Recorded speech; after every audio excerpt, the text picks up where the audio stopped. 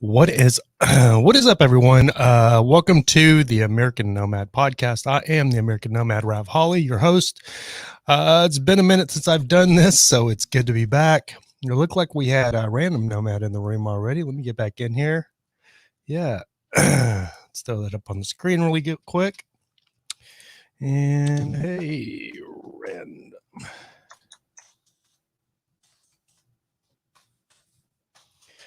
But yeah, good to be back. Hopefully, audio, everything's working okay. I've been away for a minute, as anybody that pays attention to the show knows. I haven't been doing the podcast here in a while, just randomly here and there. Been doing the podcast. I have really been pushing since getting demonetized by YouTube. I've been really pushing to get monetized by Twitch. I've actually been working towards my affiliate partnership. I got a gnat or something flying around.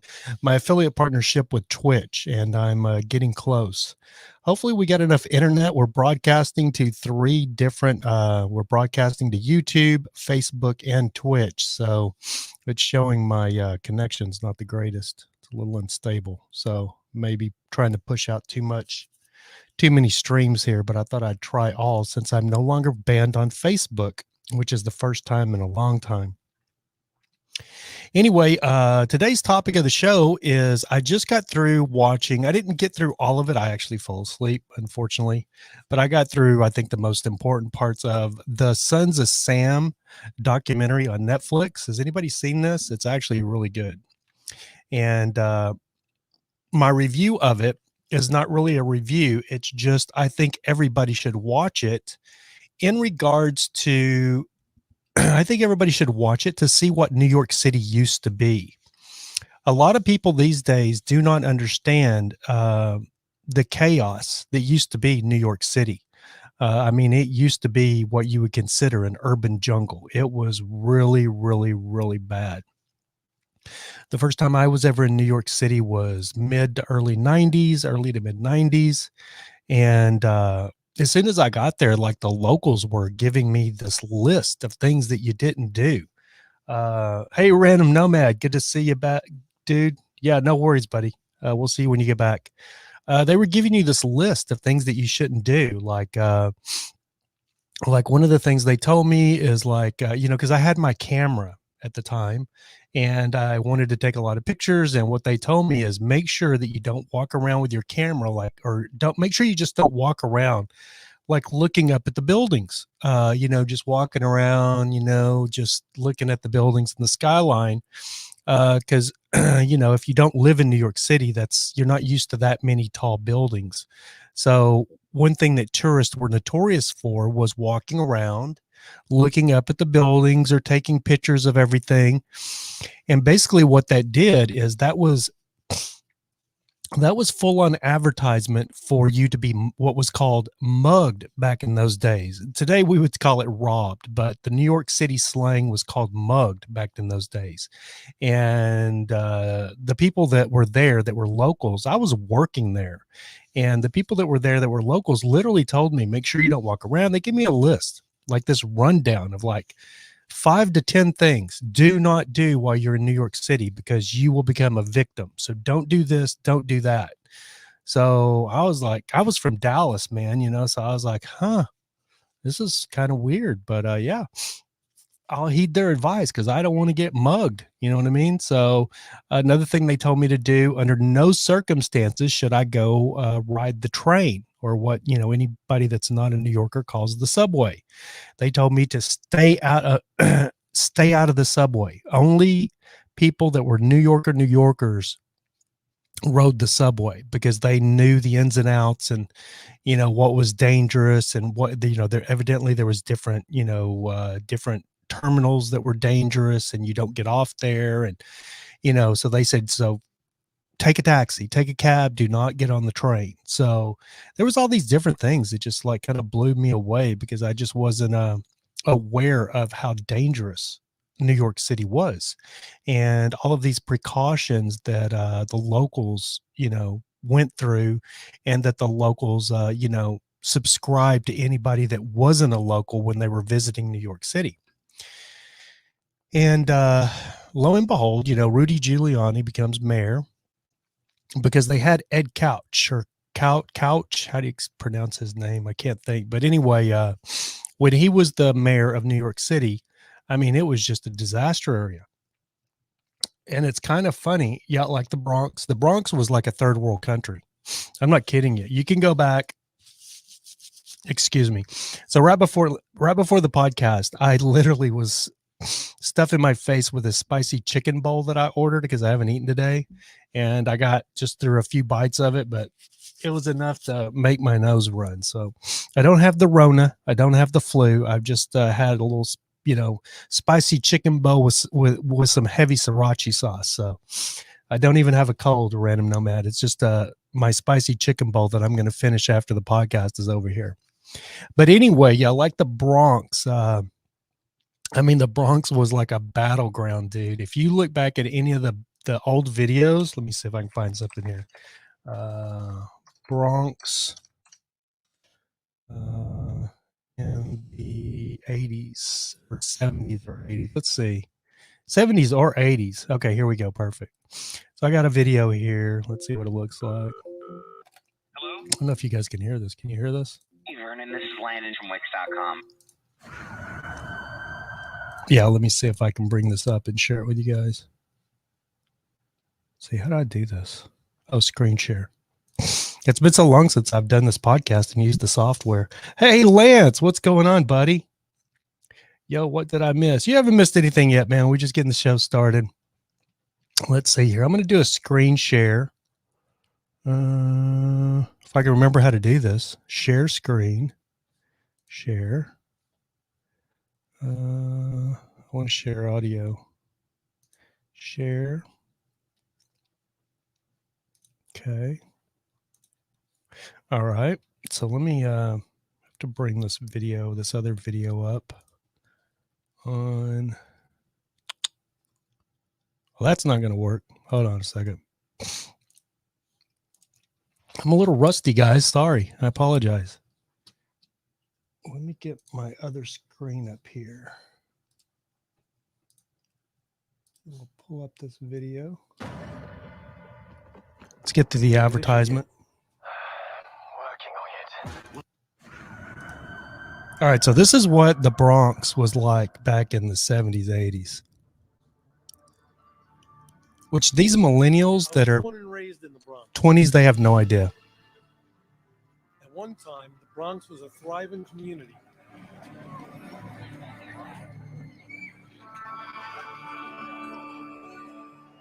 But towards the end of the 60s, that started to change. Businesses moved out. Crime moved in. People were left with an overwhelming sense of fear and hopelessness.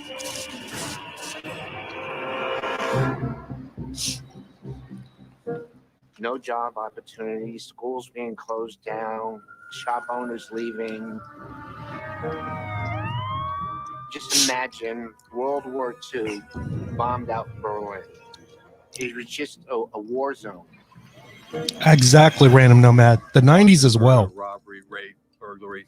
New York started turning around about 97, 96, 97. The worst ghetto in all of the United States.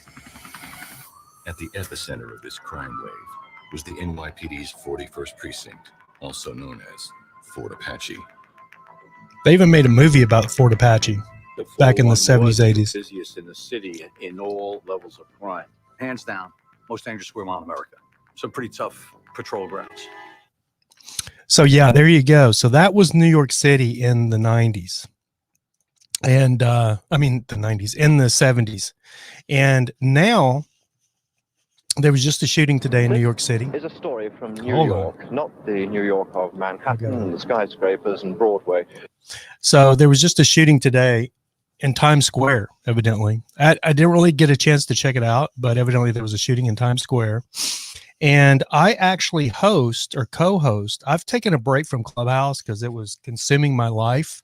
and being very unproductive. It was cool to meet a lot of people and stuff, but I wasn't getting a lot of stuff done because all I was doing was Clubhouse. So I've taken a break. But when I was on Clubhouse actively, I actually co-hosted the New York City room. That was the New York City regulars. It was my friend Allie, who is a therapist, a very high-end therapist there in Manhattan. She lives on the main on the big or the island of Manhattan. And I was a co-host for her Good Morning New York City room on Clubhouse. So I've talked to her about this. And what I love about New Yorkers, other than any other motherfuckers in the United States. Oh, look at this. Any other mother in the United States. I got a button now. I have a beep. Did you guys hear the beep? Joe Eldorado, my brother. What's going on, man? It's so good to see you. So anyway, how's the volume and everything? Is it too loud? I guess I'm peaking there a little bit. Got a freaking gnat flying around my head. Where did this gnat come from? I just came from outside, so he must have come in. Yeah, I can censor myself now. You ready? You mother of a. How's that? So, yeah, Death Watch 3 covered it pretty well. I haven't seen that, Joe Eldorado, but even the old Charles Bronson movies, Death Wish, is all kind of based around the ghettos of New York and stuff. But anyway, God, where was I going with that? So. Oh, my friends of my New York friends. Now, what I will say is why I respect New Yorkers. This is one reason I respect New Yorkers, because Allie, who's a New Yorker through and through, she is just as white, little affluent Jewish white girl as she could be. She's just amazing, but she's as lefty liberal as they come. And when I tell her, the only reason that Manhattan or New York City is as nice as it is right now is because you had two Republicans, Rudy Giuliani and Mike Bloomberg, who came in there, mostly Rudy Giuliani, who all of the leftists, the liberal leftists, literally despise today. She's even made the comment about, oh, it's sad to what he turned out to be. You know what I mean? But, back in 9/11, he was America's mayor. But all of a sudden, everybody's went Looney Tunes, and we're living in bizarro world. And now Rudy Giuliani's the bad guy. But anyway, Rudy Giuliani came into New York City as mayor, and he cleaned it up because he was a prosecutor before, and he ran his platform as mayor when he was running for mayor. He ran the platform that he was going to clean up New York City. And I remember listening to him and just thinking, what a bunch of bull crap. Because I had been to New York City, and I knew that there was no hope for cleaning up New York City. I mean, it was a disaster. It was a dump ground. Now, granted, I liked going to New York City because there was something wild about this city that was just overrun with crime and criminals and I mean, back in the day, there was prostitutes everywhere, like downtown, or Midtown. They were just walking around in Midtown. For those of you who are not familiar with New York City and don't know, a lot of people think that where Times Square is, they get confused if they don't know New York City or have never been, or they think where Times Square is they think that's downtown. But that's actually not downtown. That's Midtown. That's what's called Midtown. Now, where the World Trade Center is and where the old World Trade Center is, that's downtown. That's what's considered downtown Manhattan. And Midtown is where Times Square is. So just to clarify that. And a lot of people don't understand that or know that. How's the show? Is the signal okay? Because it's continuously giving me a weak signal. It's not working. Hopefully you guys can see me okay. But anyway, New York City was a mess. It was a disaster area. And coming from Dallas, because I was living in Dallas then. Dallas had its problems. I'm not going to say Dallas was perfect, but Dallas was clean, man. And unless you wanted to go to the ghetto, you could drive around in Dallas for a year and not even realize that there was really cracked out parts of Dallas. You know what I mean? But if you went to New York City, even the island of Manhattan was crime-ridden, crime-infested, dirty, trash everywhere. Times Square was disgusting. The trains or the subways were disgusting. It was just a disgusting place to be. If you liked, if you liked the way urine smells, it was great. And Rudy Giuliani ran his platform that he was going to come in and he was going to clean up New York City. And I didn't believe it. I just didn't think there was any hope of anybody really cleaning up New York City. I just didn't see how that could be done because it was too far gone. New York City is a monstrosity of a city. And I just couldn't see how there would be any police force without calling out like the National Guard or the Army or something to help clean it up. I just didn't see it happening. Lo and behold, Rudy Giuliani kept his campaign promise, and he came in, and a lot of people said because he instituted racist, some racist ideology with a police department with a stop and frisk thing, and outlawed weapons and guns and those kind of things. But all of the things he done, it worked because he cleaned up New York City. And if you looked at New York City before Rudy Giuliani, when Ed Koch was the mayor, it was a disaster. And it looked a lot like, it really looked a lot like LA does now.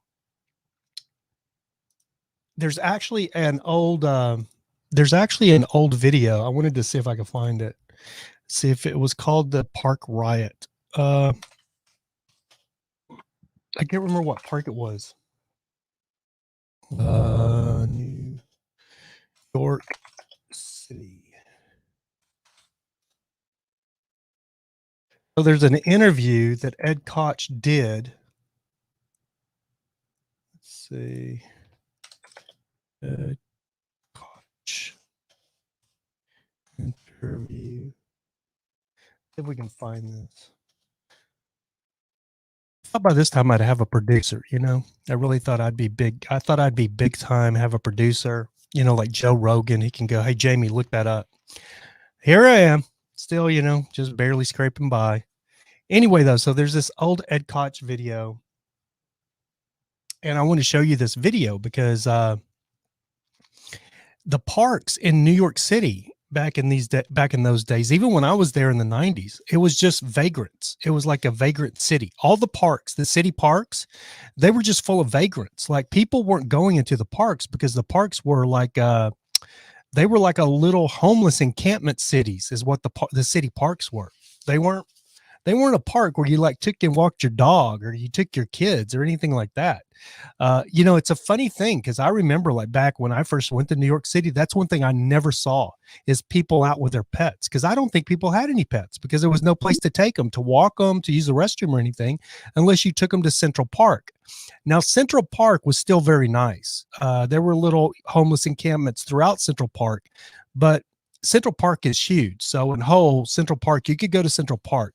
But if you went to any of the smaller parks, they were just overrun with homeless people. Like they would have built benches and stuff. They would all be homeless people sleeping on those benches. And it was 24/7. It wasn't like, they woke up in the morning and the homeless people cleared out. No, they were there 24/7, which is what we have here in LA now. It's exactly the same thing as what was there. We have here in LA. But anyway, let's check out this Ed Koch video because I want you guys to see this and listen to his reaction about when the riot took place, about he was the mayor, he was not in town, and it's the police chief's responsibility, not the mayor. Listen to this. It was terrifying. There was bedlam. Let me see if I can get it started for you guys here because I do want you to see it. Split screen. Now we want the big one. Come on, man. Let's get one of the big. Oh, let's just go like this. There we go. It was terrifying. There was bedlam. And it was a police riot. Hopefully you guys can hear it okay.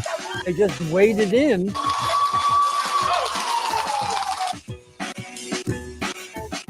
The Tompkins Square Park, which is a beautiful park, had been taken over. Look at this. Look at these pictures, man. Pay attention. Pushers and drug users and vagrants, and they kept it going 24 hours a day. And this motherfucker was the mayor. Situation. He was the mayor. Parks Department closed the park at 1 o'clock in the morning. Cops are doing nothing. Kind of boring. Wait till 1 o'clock. That ultimately ensued in what we are here to talk about, a riot. Cops were subject to bottles thrown at them, people wanting to physically injure them, and there were cops injured. They responded by clubbing people, sometimes clubbing the people who injured them, and sometimes innocent people. Okay, I'm going to stop and interrupt really quick because I want you guys to realize and understand that Ed Koch, that mother is setting in the exact park where this took place. He's not setting off somewhere else in New York City. He's setting in this park where this riot took place. And when he was the mayor, when he was the far lefty Democratic mayor of New York City. This is what their parks look like. This is what our parks look like in LA today. Here we go.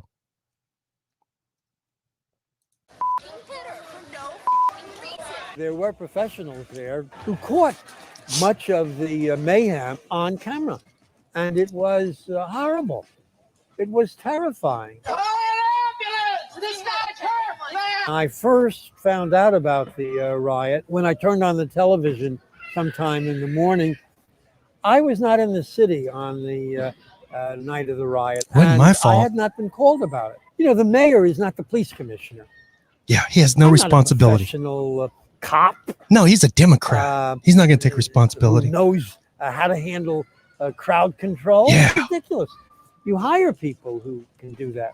And the fact is that those who were... And the New Yorkers did. They got rid of his ass and hired a Republican, Rudy Giuliani. And now he's setting his old ass right there where the park was a complete cluster when he was the mayor, and Rudy Giuliani came in, cleaned up New York City, and now he's setting his ass there in a park he couldn't even get into when he was the mayor. And let's continue. In charge failed in their responsibility. It was a mess, but I think the city learned a lot from it. Oh yeah, to get rid of you Democrats. Had anything like that ever happening? No, they didn't really learn because now they're As I getting a look good dose again. The park, I see now what It's you beautiful. didn't see then. Women and children walking, talking, having no fear. No fear at all because the Democrats weren't in charge. The side has changed. It's all changed. And I think changed for the better.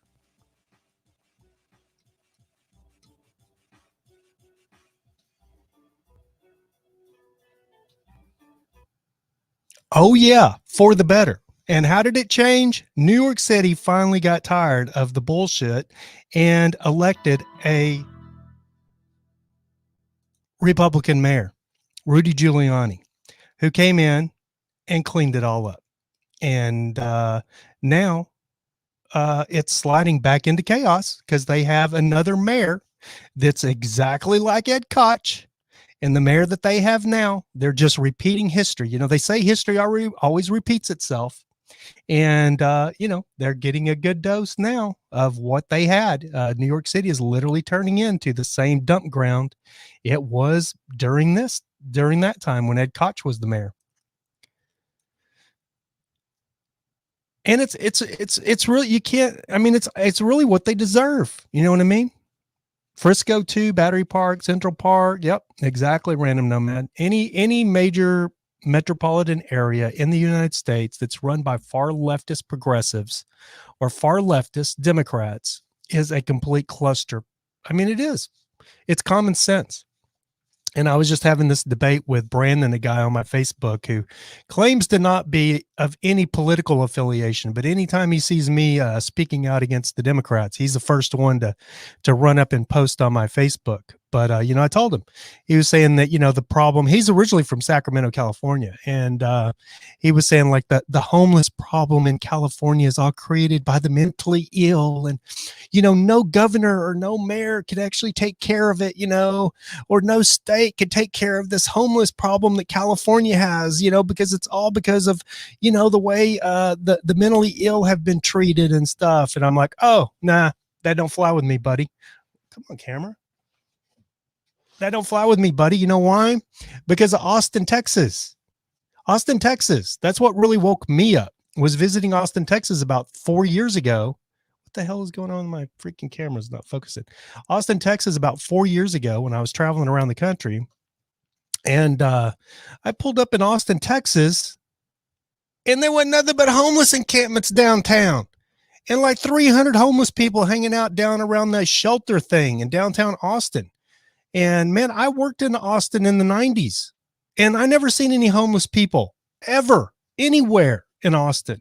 Maybe there might be one underneath an overpass, on the outskirts of Austin or something, but I didn't see downtown Austin being overrun by homeless people. But then the light went off in my head, dude. Little light bulb, because every time I'd go into a business and I'd start talking to somebody and they'd say, "Where are you from?" And I'd be like, "Well, I'm from Texas, born and raised, but I've lived in California for like 15 years." And they're like, "Oh, are you moving to Austin?" I'll be like, No. And they're like, "Oh, because we're having so many freaking Californians moving here and they're just ruining Austin." And I was like, "What do you mean?" It's like, "Oh man, since they've moved here, man, homeless people are everywhere. House prices are skyrocketing. The price of everything, you got to pay 10 cents. The gas prices are through the roof. The home price." I was like, whoa, light bulb moment. And I realized that it was Democrat far leftist ideology that causes these problems. Before, I was under the impression that just different places had different economic hardships. You know what I mean? Like LA's a much bigger place than like Dallas, or even Houston's pretty big, but LA's different, and because of the weather, everybody always peddled that idea. Well, it's because of the weather. Everybody that is homeless here, it's because of the weather. Well, let me tell you something. Austin has a load of homeless people, and the weather's Texas weather. Austin has pretty much the same weather as Dallas, except that maybe a little bit more humid, in central there in around Austin, the hill country. I don't know, but it's Texas weather. 1 minute it's 90 degrees, the next minute it's 50. That's Texas weather. But Austin, homeless epidemic. If you look, let's see if I can. Does the work here? So I'll show you something really quick. Let's look at this. I think most of you have probably seen this. I mean, it's no secret.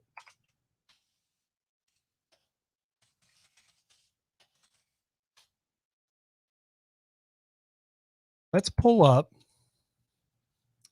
I wanted the images, not videos. What the? Oh, I'm on YouTube. Okay.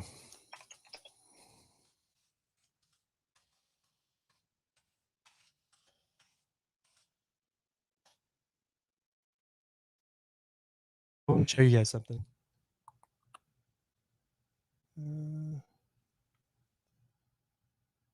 If we can find the right one. I saw it just before I started the show. This one will probably work. So let's do a screen share.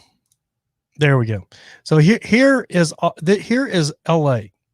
So you can see all of these homeless encampments, these little tent cities. And then if you go up here and Jesus.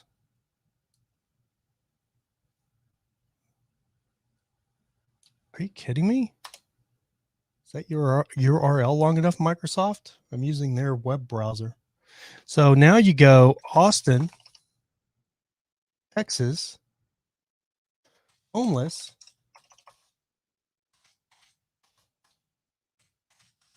crisis,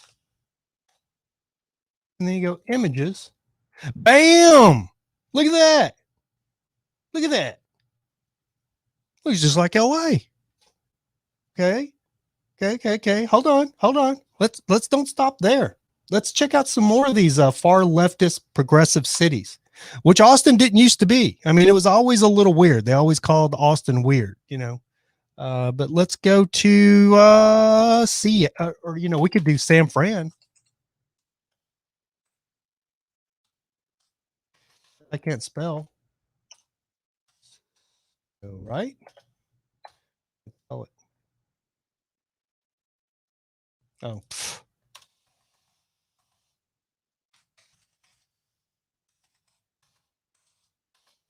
And I got a new keyboard. There we go. Now you got San Francisco. So now we're LA, Austin, Texas, San Francisco. Where are we going to go next? Where we want to go next? Okay, let's go to Seattle.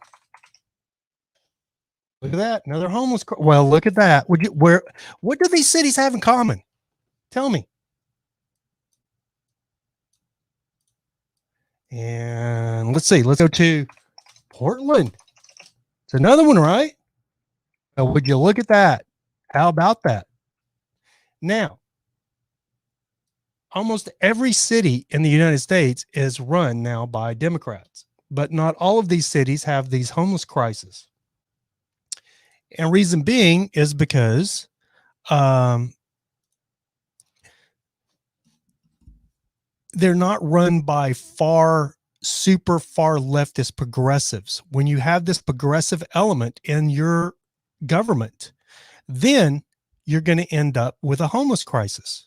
And Austin, Texas is a perfect example of that. Over the years, over the past decade, the last 10 years, from 2010 probably to now, you've had a massive amount of far leftist Californians who no longer can afford to live in California move to Austin, Texas. Now, you've also had a lot of conservatives. My buddy Joe Eldorado there is he's one of them. But Joe Eldorado is the kind of Californian that needs to move to Texas, because Joe Eldorado is, I believe he's a libertarian like myself, but I know for a fact Joe Eldorado loves his guns, loves his freedom, and doesn't like big government the same as me. And that's the reason he moved to Austin, Texas. And if those Californians would all move to Austin, Texas, it would be a beautiful thing. But the problem is you've got the latte sipping, far left progressive soy boys, and their rainbow flag. They're all moving to Austin, Texas, and they're turning Austin, Texas into a homeless encampment. It's the forest for the trees.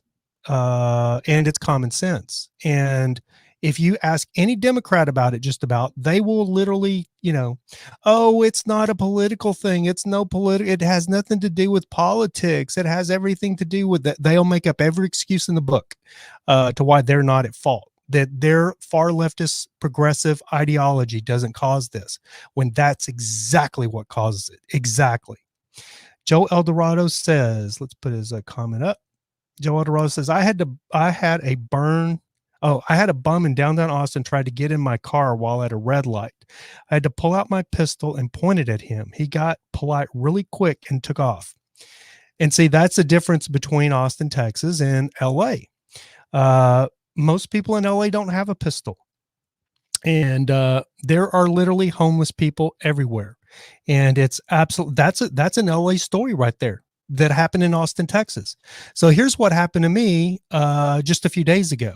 Today, let's see, when was this? I think it was this weekend. What day was it? I think it might have been Saturday. Pretty sure it was Saturday. It might have been Friday or Saturday, but I had to go to the bank. So I went to the bank, and while I was over at my bank, I rode my one wheel over there, which I'm in love with. But I rode my one wheel to the bank, which is like a skateboard. It's like an electric skateboard, but it's just got this one big fat like go-kart wheel. So I get over there, and one thing about when I go to the bank on my one wheel, or anytime I go to the bank over there, there's a grocery store. So I will get my pet food for my dog, and I will get some, deodorant or whatever I need, some Monster energy drinks to keep me going. Or the other thing I do is there's a Popeye's chicken right there. So I will stop in Popeye's chicken and grab me some chicken, because I love some Popeyes. I know it's not good for you, and it's a heart attack in a box, but with that red beans and rice and a little honey on that biscuit, and man, I'm in New Orleans, even though it's just crappy fast food. But there's a Popeyes there, so every time I go over there, I hit the Popeyes. Thanks, Random Nomad. I appreciate it, man. I love my one wheel. I'll get into that in a second. Let me finish this story.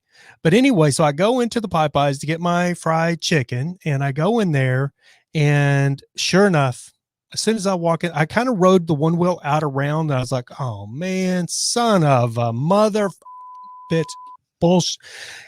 The dining room's still closed. The dining room's closed. But I wanted my chicken. So I was like, I'm not going to, hey, it's a beautiful day. It's California. Oh, well. So I go in, I get my chicken, and lo and behold, you know, if you do, I'm on a one wheel. I can't go out to the car and eat it. So what do I got to do? I got to go find a place to just park my butt on a sidewalk or a curb somewheres and eat my food. Or I hold on to it, you know, for the 20, 30 minutes or whatever until I get back to my office here in studio, and then I can eat it. But I was starving. So I rode around the parking lot looking for a decent place to sit and eat. And there was a Skechers store that had like a little grassy area with some steps with like a back, like a side door. And it was kind of off. There was a public sidewalk there and a street, but it was kind of tucked back under some trees. I was like, okay, this will work. The first place I found was just on a curb right out in the sun. And I didn't even get set down and realize, oh, this place isn't going to work. So I moved over to the other place. Well, lo and behold, I get over there and I don't even get set down and get my chicken out of the box. And here comes a homeless guy. And he doesn't ask me for anything. He doesn't say anything. He just literally walks up and just stands there and looks at me. He's just standing there and looking at me. And this is not like an older 60, 70-year-old guy. This is like probably a 22, 24, 25-year-old kid. You know, and he's just standing there, just staring. You know, like he's going to intimidate me to offer him some chicken. Or he didn't look, you know, he didn't come off as friendly. You know, he didn't come off, you know, if he had come over and like stood there and went, man, oh, that just smelled good, man, you know, or something like that, I might have went, oh, fuck, okay, you know, here's a piece of chicken, which I only got a 2-piece, right? And I'm starving. But he just stands there and scowls at me like, oh, man, you're going to give me some of that chicken? And I was waiting for him to get froggy, because I'm going to tell you right now, I am hostile as a mother to these homeless people that think they can come up and intimidate you. They think that you're scared of them, because there are a lot of people that are scared of them. I will tell you on this podcast, I have left a couple of them face down in the street when they've attacked me. One about 4 years ago over by the Pico, I was getting off American Horror Story. I'd been working all day. I'd put in like a 15, 16 hour day, and I was working back to my RV Bertha from the Fox lot on Pico Boulevard, which was about 1.5 miles. I used to park about 1.5 miles from the lot, was the closest parking place I could find, which was at the 405 in Pico Boulevard. It's like 2 or 3 o'clock in the morning, man. I just got off work. I'm walking down the street. I can tell you how long ago it was. I have 2 phones, so this is my phone, but this is the phone that I had at that time. It's an iPhone 6S Plus, and it was brand new. I'd only had it for a few days, maybe a couple of weeks. And I'm walking down the street like you shouldn't do, but you know, I was out there by myself. There was nobody. I mean, it was a ghost town. And I'm walking along looking at my phone, you know, just on my phone, because I'm by myself, which is not the smartest thing to do, because anytime in a city, you should always know what your surroundings are so you don't become a victim. But anyway, I'm just walking along and looking at my phone, and I come to this intersection. And as I come to the intersection, you know, in California, we stop if the light's red until the walk sign goes to go. And as I come to the intersection, I look up and I reach over to hit the button on the pole to change the walk sign. And there's a foot. It can't come from this but this foot comes sliding across, and I catch it out of the corner of my eye. And I can see it's like a tennis shoe. In a split second, I realize it's a tennis shoe. And I just kind of leaned back a little bit, and the foot comes across and hits me right here and knocks my phone flying out of my hand. My phone goes sliding across the sidewalk. And within a split second, I knew exactly what was going on. I was being attacked. And so this dude that thinks he's like, you know, the last samurai or something, this black dude did a very nice front kick a high front kick. Like his foot was way up in the air. Like he was trying to kick me in the side of the head. And I just luckily moved back just enough for he missed me. Or he probably would have caught me in the side of the head. I know he would have, but because he missed me, because I moved back just in the nick of time, he missed me, and he had thrown that kick with such power and such pizzazz that when I moved back and his foot missed me, he wasn't expecting that. So it threw him off balance, and he stumbled because of his leg, because of his momentum. He went stumbling with his head down, towards falling, and like a cowboy, you know what I mean? Like a wrestling a steer. As soon as he went by me, I just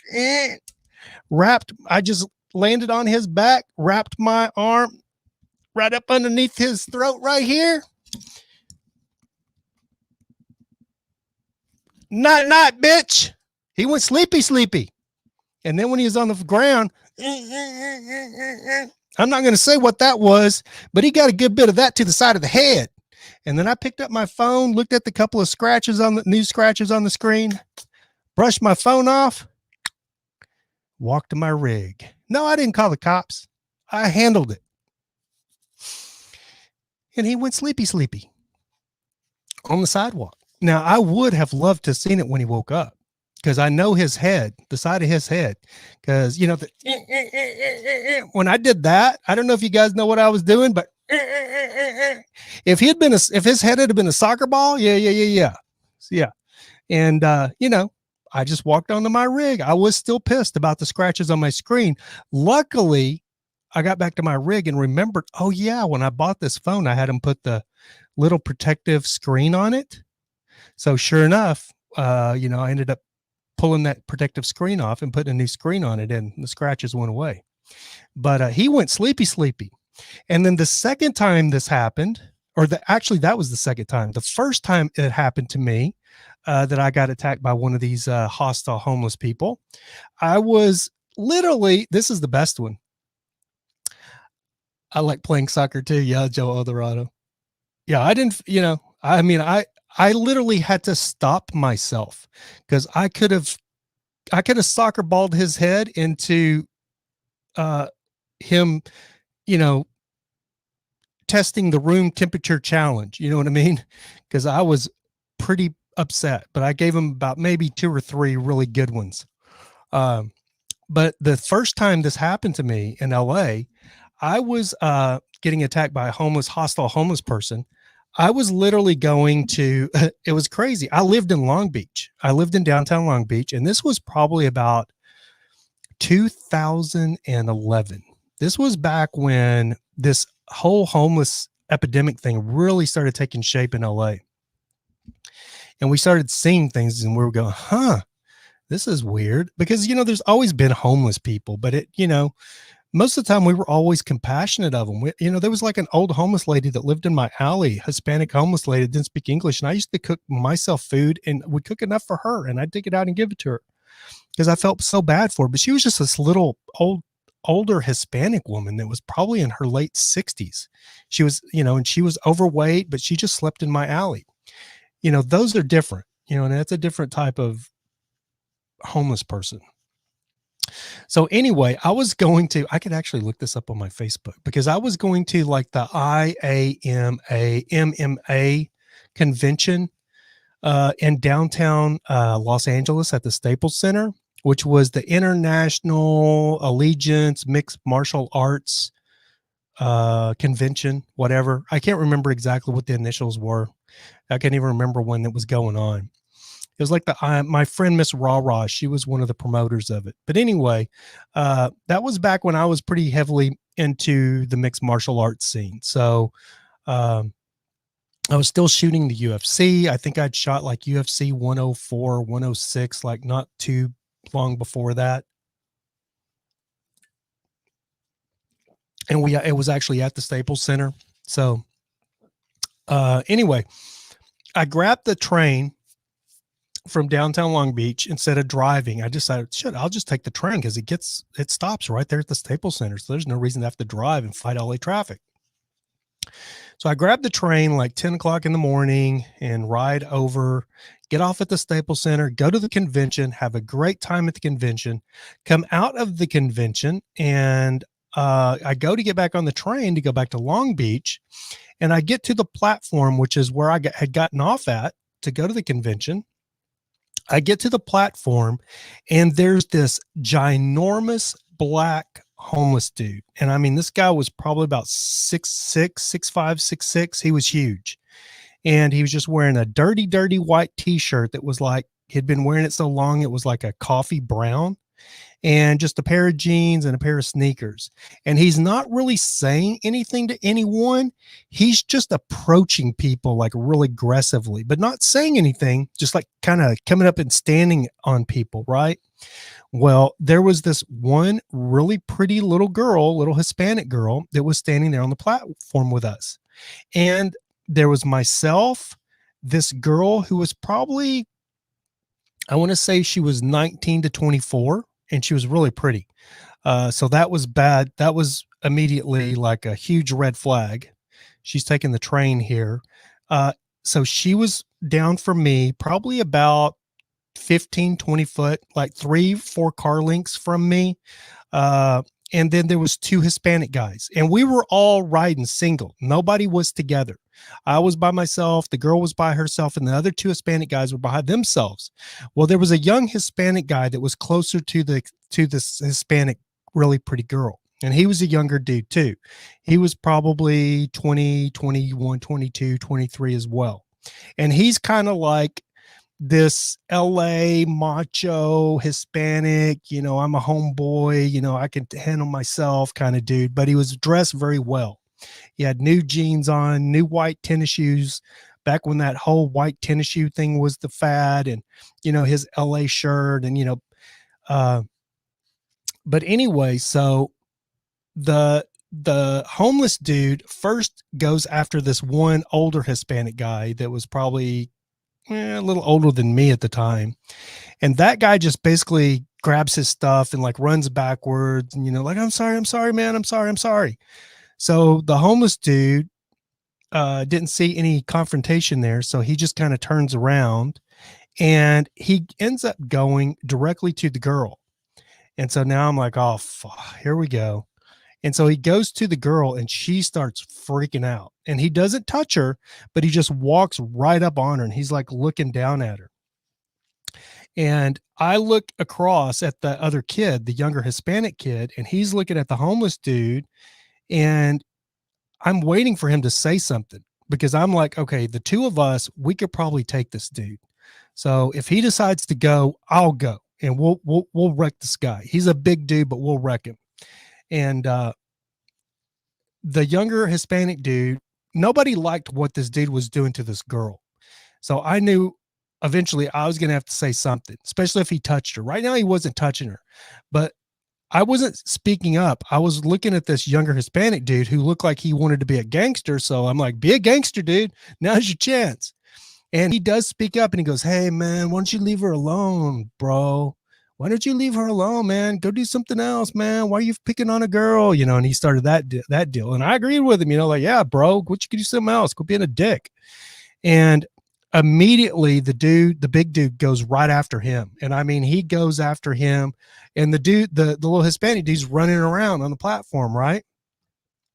And I'm like, oh boy, you know, this is not going to be good, because this guy evidently can't fight or something. And, he ends, this is a long time ago. I can't remember exactly how everything transpired, but the little dude ran off the platform. The little Hispanic dude ran off the platform, and the guy runs back up on the platform and grabs the girl, grabs her. And as soon as he grabbed her, I said, hey, mother, let her go, dude. Stop, chill out. And so he let her go immediately. And now he's coming towards me. He's after me. So I'm like thinking to myself, okay, well, this little dude ran away, so he's not going to help out here. So it's just me. It's just us. And so he's coming towards me, and I'm just backing up. I'm just walking backwards. And I can't remember exactly how I got off on that guy. But I I can't remember exactly what I did, but I didn't punch him. I think I leg kicked him in the leg is what I think I did.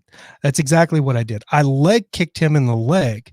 And if you've never been really leg kicked in the leg, you have no idea how stunning that pain is. And I was scared when I kicked him that he was on drugs, like, like PCP, or people on PCP, or, some kind of narcotic that numbs them. It numbs their soul so they feel no pain.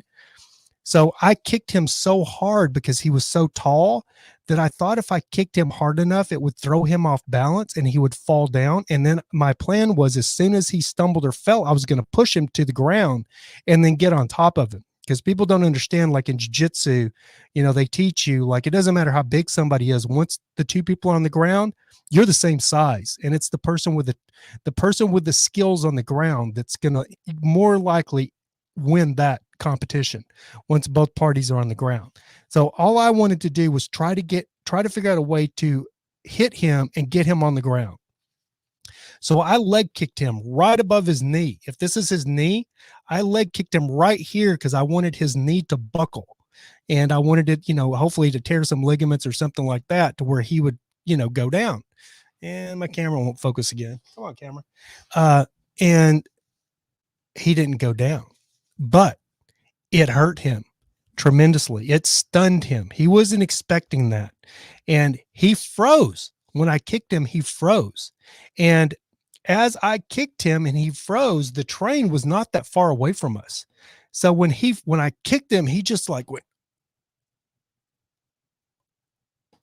and just stood there. And in that split second, because I'd already had it in my mind that I was going to push him. So in that split second, because I wanted to push him to the ground, but because he just kind of bent over, he didn't like fall or anything like that. He just like stopped. With all of my power, I heaved his ass off that platform. And it was so crazy because the platform that we were on, any of you LA locals down by the Staples Center, you could drive down there right now and look at this. That platform is about 6 to 8 foot off the ground. On one side of it, you can walk right out on the street, but the back side of the platform is where the trains pull up, and it's a drop off. I mean, it's a big drop off. And when I pushed him, he didn't land on his feet. Let's just say that. And he just kind of right out there. And the craziest thing about it is I could have gotten in really big trouble, because just as I pushed him, he lands out there, but the train pulls up. And I didn't know if he got run over by the train or not, because the train didn't stop, if that makes sense. So, but as soon as the train pulled up, I pushed him and the train pulled up, and all of us just stepped on the train like nothing happened. And we didn't say a word to each other. Nobody thanked me. Nobody said anything. Even the kid that had ran away, he'd come back up, and we all just, as soon as the train pulled up, we all just stepped on and took off. Oh, you know what? The train was coming this way, because it was coming from downtown LA to go to Long Beach. So it didn't come this way. That would have been going towards downtown. It was coming this way, so it wouldn't have ran over him, because I pushed him this way off the train that way. So yeah, we all just stepped on the train. I didn't say anything. Nobody said anything. Just act like it didn't happen. But that's the kind of shit you deal with living in New York. I mean, living in LA nowadays, which is exactly what they used to deal with in New York. Ground and pound. Right on, Random Nomad. So anyway, we're running up on an hour here. Not going to run too much over an hour, I don't think. But I just wanted to jump on and give an update on what's going on. So I'm conflicted when it comes to the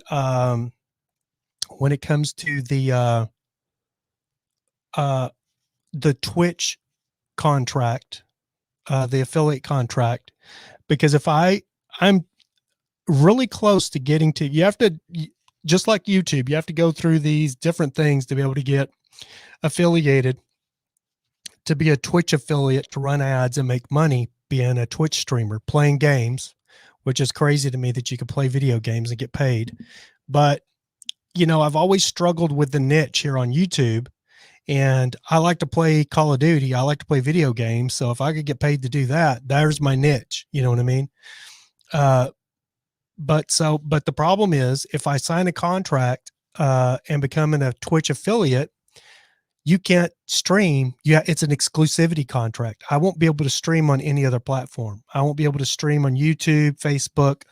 Only on Twitch will I be able to live stream. So that may be coming down the pike because, like I've said, this is kind of a hobby for me, but then I do it. I spend a lot of money on this stuff to be able to do this podcast. And I did it with the hopes of someday making a return because I would like to make enough money that I don't have to work.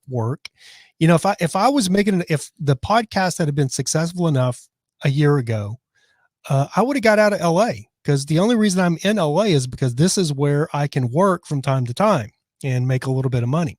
It's where my job is. But, if this thing would make enough money, it'd make as much money as I make from doing that, I'd get the hell out of LA. But that's the reason I'm still in LA because I can work a few days a month and make my bills and my overhead. Random Nomad says, if you do let me know, I'll go over to Twitch. Thank you, Random Nomad. I really appreciate that. But just to let you guys know, I've been racking my brain on like how I was going to do this. I was thinking about turning this channel into my gaming channel, but I don't want to do that. It's not a gaming channel. I never made this to be a gaming channel. So I'm probably going to start a gaming YouTube channel because most of the Twitch streamers, basically what they do is they play the game and then they take their highlights and then they post them on their YouTube. They'll have a YouTube page that they post their highlights and stuff on. So I have another page that I've never used, another YouTube channel that I've literally never used. I created it years ago. It's called Rav TV. I'll probably change the name of it to like A Nomad instead of American Nomad. Just the letter A and then Nomad.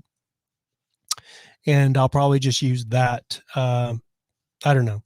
Or I may change this back to Rav Holly. I don't know what I'm going to do. I can't never make up my freaking mind. And my camera won't. There he goes. Joe Eldorado says, #me too. Thanks, guys. I really appreciate that. So we'll see. But, Matilda, I think, was asking me about, or no, I think it was Brooklyn Bulldog. She was asking me about the YouTube and if I started another channel, could I get monetized? And I just want to set the record straight that, if I would tone down the political stuff on this, I could actually, I could resubmit to get remonetized on this channel. But the last podcast I did, the last one or two I did, I can't remember which one it was. I struggled with something to talk about because the stuff that I'm passionate about is political crap. You know what I mean? Like the Son of Sam, that I think everybody should watch that to see what New York City used to be, because nobody realizes if they're, 35 years and younger, they have no idea what New York City really used to look like. I mean, think about it. Like 9/11, those kids are 20 years old now. They were born on, 9/11, 2001. They're 20 years old now. So, that's why I think everybody should watch that documentary. It's a great documentary as well. I love all of those crime documentaries that are in this crime series on Netflix. You should watch all of them if you're into that kind of stuff. If you're into real crime drama, and I know a lot of people are. I've watched every single one of them. I think I've watched the Ted Bundy. I watched the Night Stalker. I watched the one with the hotel that's downtown LA. The oh my God, what the hell is it called? Can't think of the name of the hotel now. It's a very famous hotel. Even the Night Stalker stayed there. So yeah, if you haven't checked out, if you have Netflix and you haven't checked it out, check it out because they're really good. But anyway, let's see. Even liberal, yes, they are Random Nomad. Very true. And I think there's going to be a lot of pushback because a lot of people are getting fed up with this, wokeness. They're just getting sick of it. And I'm not talking about just, conservatives. I'm seeing people on the left too saying it's enough, dude. This is enough. If you're on this whole woke agenda, you're gonna push that agenda until you're gonna start getting pushed back. And it's not gonna be just Trump supporters. It's gonna be everybody because people are sick and tired of the bullshit. They're just sick and tired of it. Like with myself, if I go out anywhere and I'm in a public place and there's a whole bunch of people in there and I'm trying to get to the bathroom, I'm just going to say I'm a woman. I identify as a woman right now and I need to go pee. So let me get by, let me get in the women's bathroom. You know what I mean? Because I identify as don't you question me. Call me ma'am. Refer to me as ma'am. But anyway, the thing about it is I should be able to game and play on Twitch and just do my thing. It's funny because if you go to my Twitch page right now, I just streamed last night. I wasn't even going to stream. It wasn't a scheduled stream. I just decided to do a stream playing some Modern Warfare instead of Warzone. And it's so crazy, the rampant racism that is on that you get with games. It's always been that way. It's not like it's something new.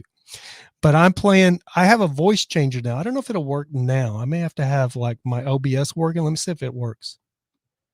Can everybody hear me? I should sound like a little kid. Oh yeah, it's working. So I have a voice changer now. We can get, and now I'm a demon. So anyway, this is what I have when I'm playing games. And then I have some T-Pain. I'm in love with a stripper. Dollar bills, y'all. Dollar bills. Oh yeah.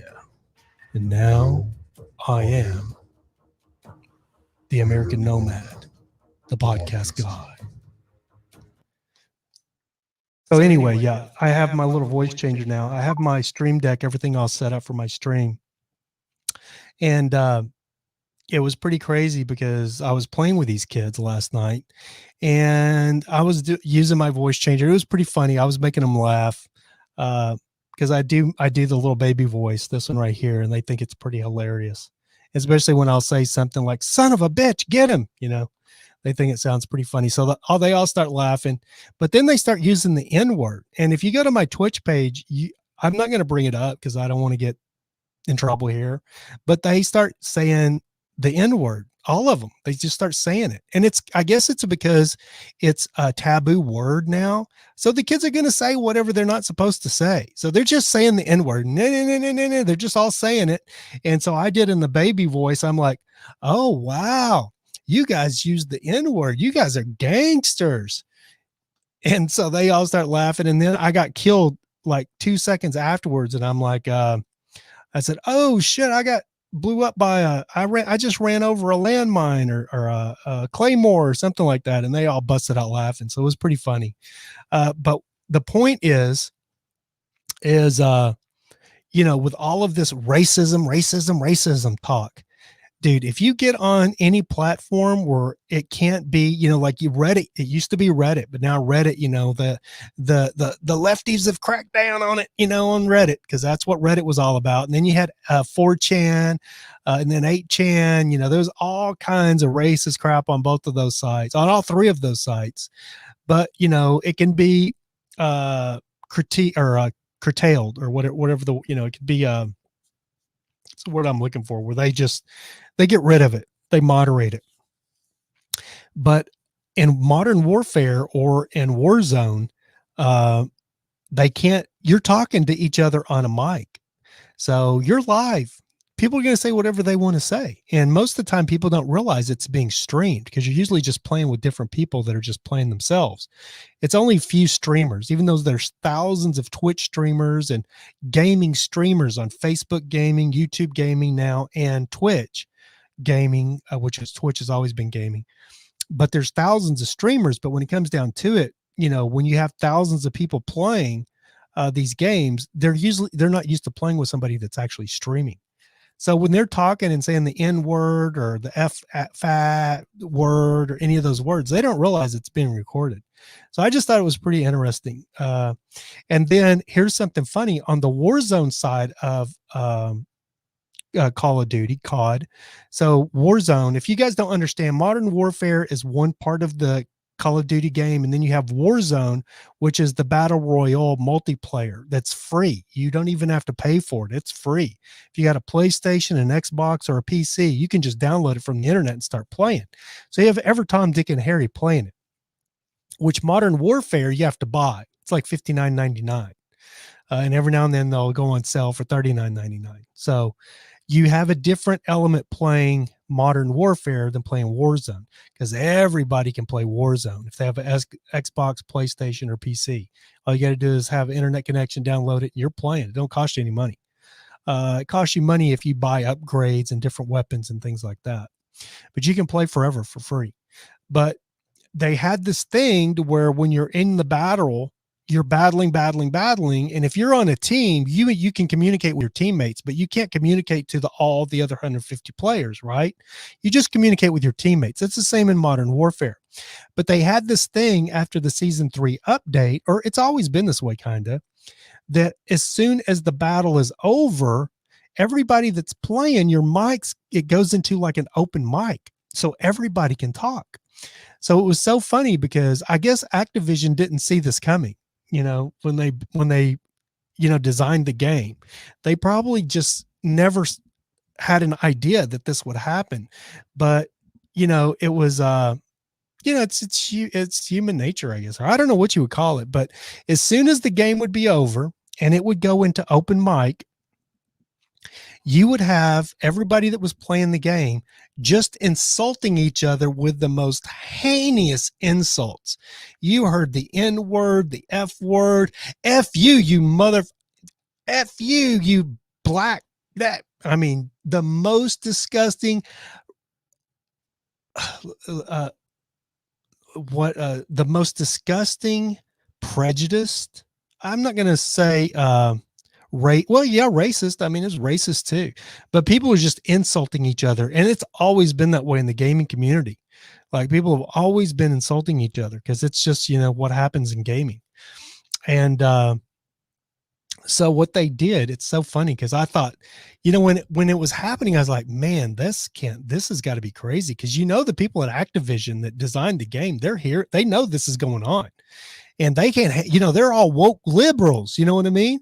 And it's their game. And all of a sudden you got somebody going, you fuck man, you black, you know what I mean? They've got to be losing their mind. I would love to sit in a boardroom as a fly on the wall and just watch them rolling around, in pain when they listen to what's being said in their game, because they all got to be just like, oh God, oh no, they're saying the N word and oh God, they probably are losing it. You know what I mean? I think it's hilarious.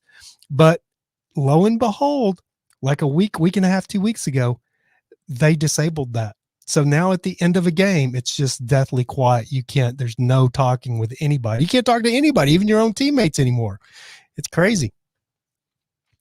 That's the way it goes. They don't want anybody saying anything that might be offensive. All right, guys. Well, we're about 8 minutes past the hour. God, this was a pretty good podcast. I had fun. But what I was going to say is, like, the last podcast I did, I struggled with that podcast, and it kind of, I'm not going to say it was depressing, but it was, I don't know, I was a little lost because I just couldn't figure out, like, that last podcast, I just didn't really know what to talk about after I was trying to do it. And, it was a little painful to be able to find things to talk about. So I just said, well, I'm not going to do it until I can figure it out. So if I don't take the Twitch affiliate thing, I will be doing the show again. I'm going to try to get back on the horse and do this show again on YouTube Monday, Wednesday, and Thursday. And it will also try to rebroadcast. I'll try to rebroadcast it to Facebook and Twitch, both, until I may sign that exclusivity contract with Twitch. And then if I do that, I've been recording some, like, the stuff I used to do, like unboxing videos, when I buy equipment and stuff like that. I just got a brand new keyboard. And I want to tell you guys something really quick. I'm going to make a YouTube video about this. Don't buy new stuff. Do not buy new stuff. I learned this a long time ago with cameras. So this camera up here that I'm shooting this on is a Sony A7 II. So I bought this camera, the A7 II.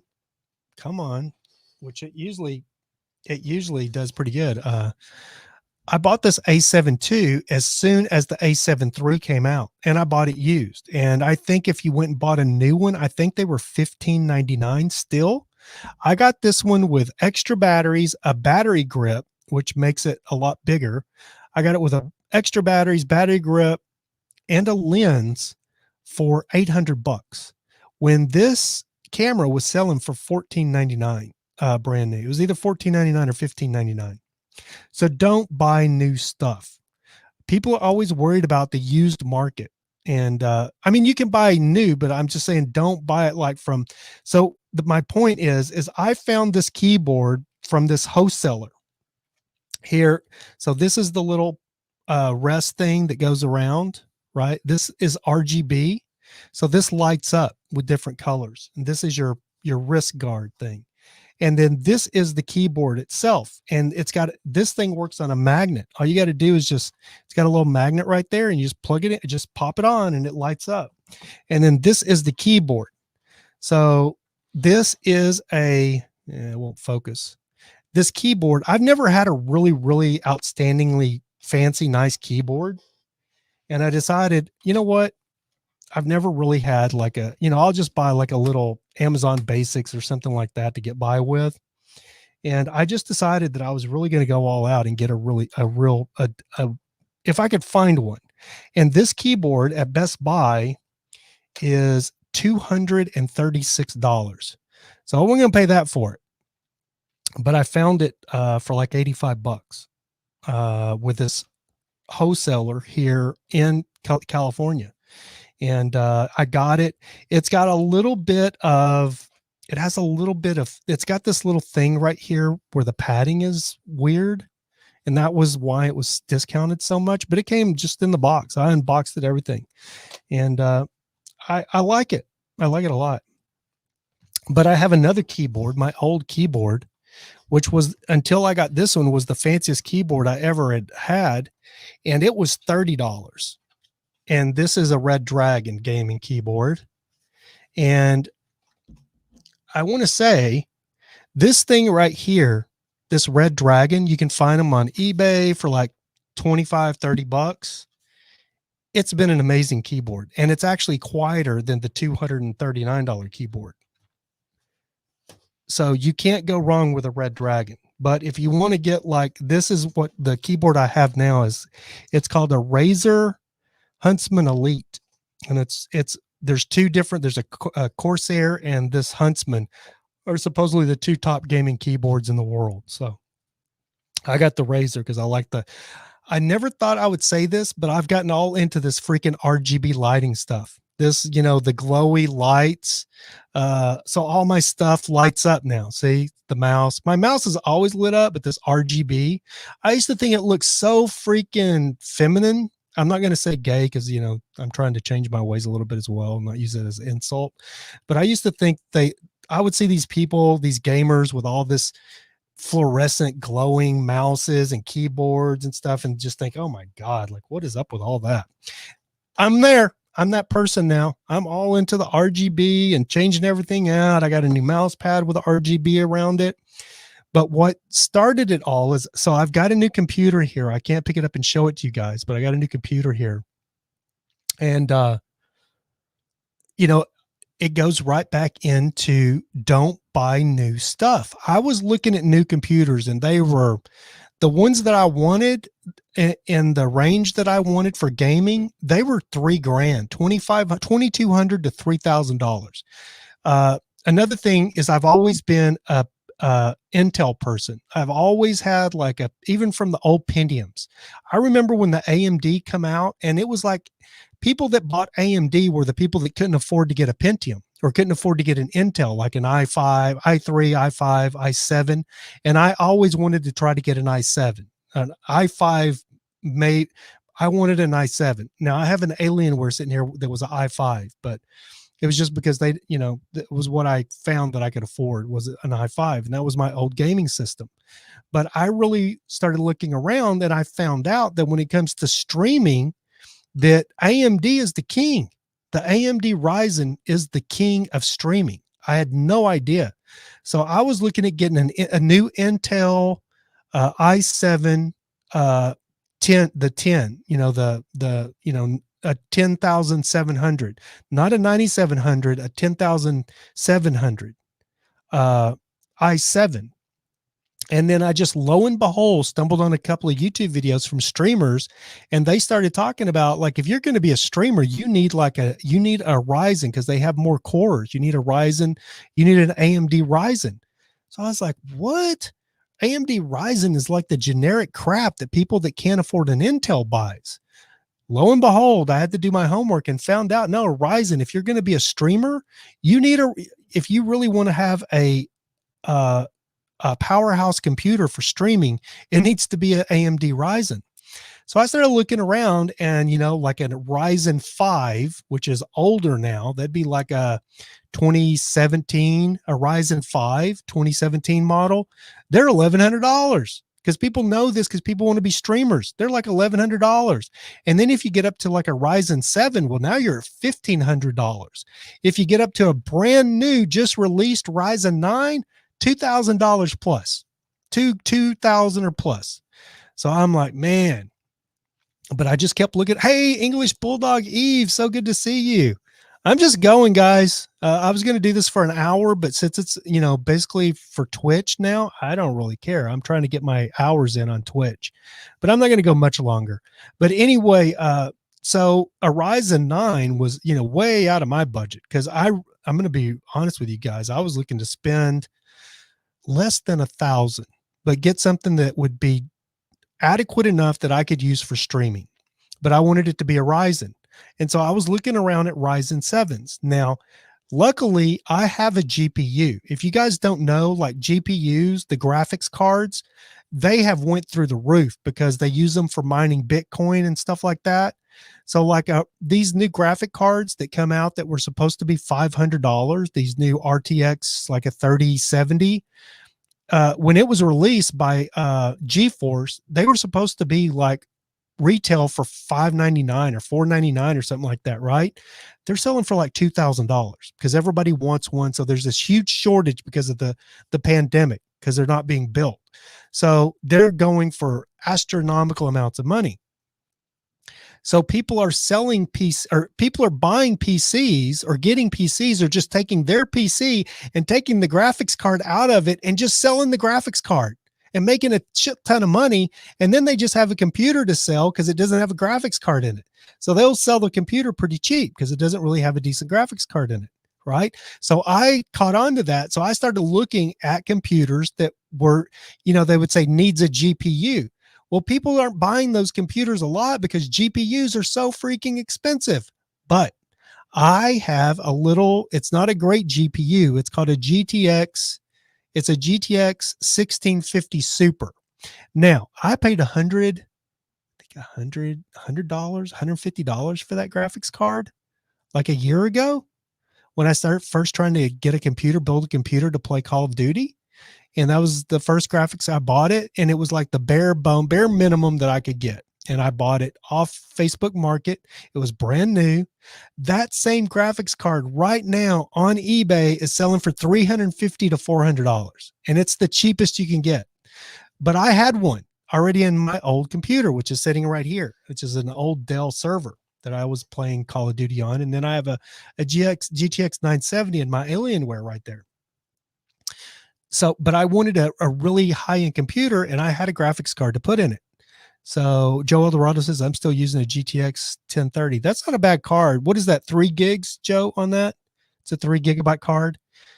So anyway, lo and behold, I was looking around on Facebook Market, and I thought it was a, because you get those scams, literally. Hold on, right behind me. You can't see it. I want to grab something for you guys.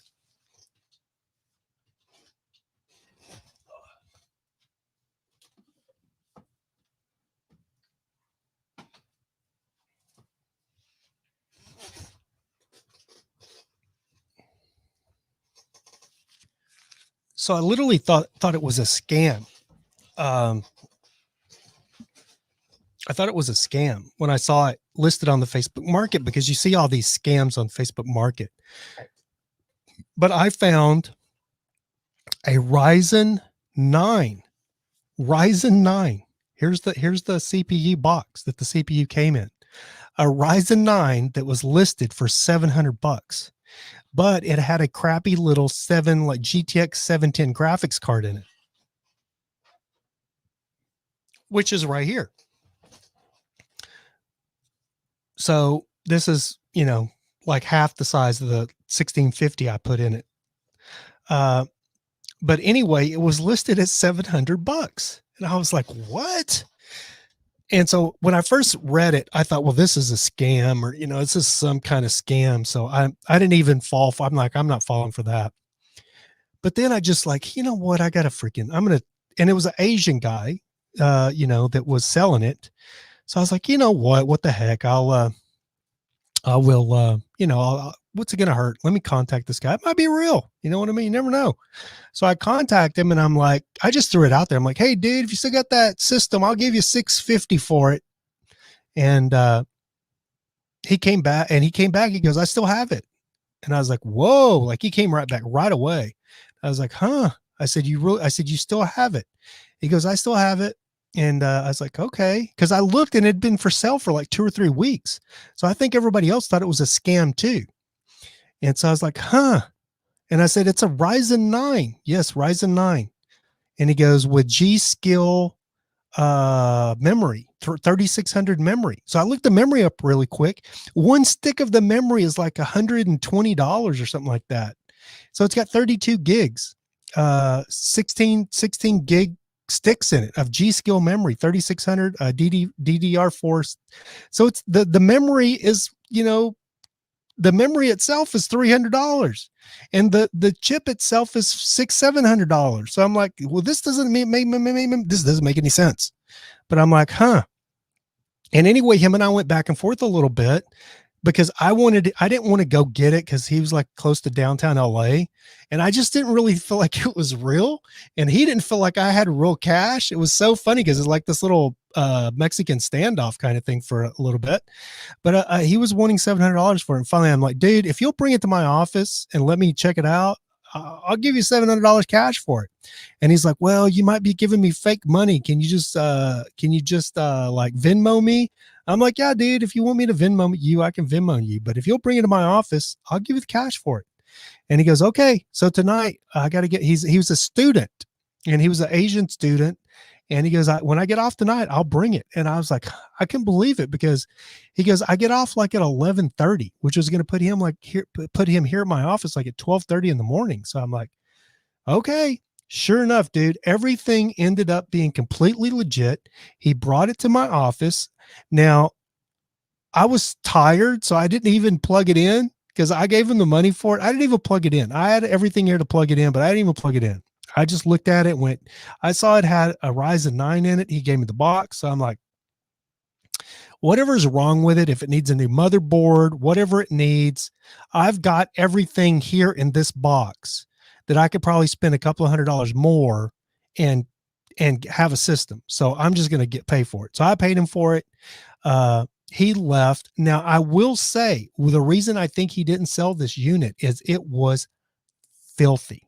I don't know where he had it, if he had it like in a house with a bunch of cats or underneath a desk by, you know, like a door or something, because it was caked full of dust. And I ended up using 2 cans of compressed air to really clean it up and clean it out. It was filthy. It was really, really, really dirty. I mean, it couldn't have been good for the chip to be running that dirty. It had to have been running pretty hot probably, but I ordered the compressed. I rode my one wheel to Office Depot, got some compressed air, come back, cleaned it all up. And when I plugged it in, I didn't think it'd work, but I plugged it in, work like I actually, before I did anything, I took my graphics card out of my computer, my old Dell, put it in the new system, work like a champ. I got it all up and running. I'd been using it for a few days and I was like looking at it and I was like, man, it'd be so cool if it had some RGB. You know, I can't believe it's so fancy, you know, and like the fan that's on top of the CPU, it's got RGB. It's got an RGB fan, but that was it. I was like, I can't believe this really nice motherboard doesn't have more RGB on it. Well, it did. I just had to download the software and turn it on. And that's what I did. So now it's got all this RGB and on the motherboard and stuff. It's a AS Rock. It's an AS Rock motherboard. Steel something or another, which is a really nice. It's not like a cheap motherboard. It's not like the highest end motherboard, but just the motherboard's like $170 or $180, I think, on Amazon. So I've cleaned it all up. It's so beautiful. It's got like a regular fan in the front. So I ordered a new RGB fan for it. And then I'm going to put another wood fan where it doesn't have one in the back. I ordered 2 new RGB fans for it. So I'm completely stoked on this computer, because I guarantee you, once I put these RGB fans in it, I could probably turn around and sell it for $2,500. No problem. Maybe more. But anyway, guys, I'm rambling. I thank you guys so much for joining. Joe Eldorado, dude, it was so good to see you. Random Nomad, as always. Lance, good to see you, buddy. I think you're still up in Colorado. I don't know if you guys are still listening to me just ramble on. But I've had a good time with doing the show again, and I plan on doing it on a weekly basis again until we may hit that affiliate on Twitch and may move the show just exclusively to Twitch, which I'm gaming on Twitch now as well. So if you don't have a Twitch account, I will drop the link in the room really quick. Fabric, right. know, There's a lot of stuff on Twitch. Right. I mean, if you don't, There's a lot of stuff on Twitch. If you don't have a Twitch account, you should make one. Let me drop my link to my Twitch page. I'm not trying to spam you guys, but if you want to follow me on Twitch, I would totally appreciate it. And all you got to do is click maybe you can't click the link. That's weird. But there's the link. It's just twitch.tv American Nomad. And hit me up and follow me on Twitch. And but until we get an affiliate, until we hit affiliate on Twitch, I'll be trying to broadcast this to YouTube, Facebook, and Twitch if I have enough internet signal. Eve says, I'm listening but don't know what you're talking about. Oh, okay. I'm talking about I'm going to be doing the show again, Eve. But I'm looking to try to get affiliate with Twitch. Why is this not removing? I'm trying to get affiliate status with Twitch. And if I get affiliate status with Twitch, they have an exclusivity contract. So you can't live stream on any other platform but Twitch. And I'm getting real close to affiliate on Twitch. You have to, just like YouTube, you have to go, they have these minimum requirements that you have to do for your stream. To be able to get on Twitch. Oh man, Arigar, how do I pronounce your name? It says, love your stuff, bro. I appreciate that so much. Isn't that all gaming though? No, it's not. It's not, Eve. They actually have different. They have different categories now. Even Twitch is geared towards gaming. Yes, that is what Twitch is geared towards. It's a gaming platform. But you know, they actually have a talk show category now. They have just a chatting category. They have a music category where people that, you know, bands are playing music. A lot of DJs are doing their live DJ sets and stuff like that. There's some channels for like, people that have like a night listening. So if you want to turn on a Twitch channel and like have some music to go to sleep to, that it just streams 24/7. So it's coming. Twitch is coming a long ways. But with that being said, Twitch has a lot of issues when it comes to a platform. I'll just say that. I'm not going to get into bashing Twitch, which I could do. Don't think I'm anti-YouTube and pro Twitch, because you know, the one thing about it is I can game and do my gaming and still have a talk show on Twitch in the talk show category, if that makes sense. Let's see. Eric, I wish I know I'm pronouncing your name properly, Arigar. Your voice is soothing. Would you ever do IRL chill streams? IRL, in real life, chill streams. I don't know what that is. You gotta fill me in. I'm down, totally down. Everybody, I get all of these compliments. You know, I think that's one reason I blew up so fast on Clubhouse, is because I guess my voice.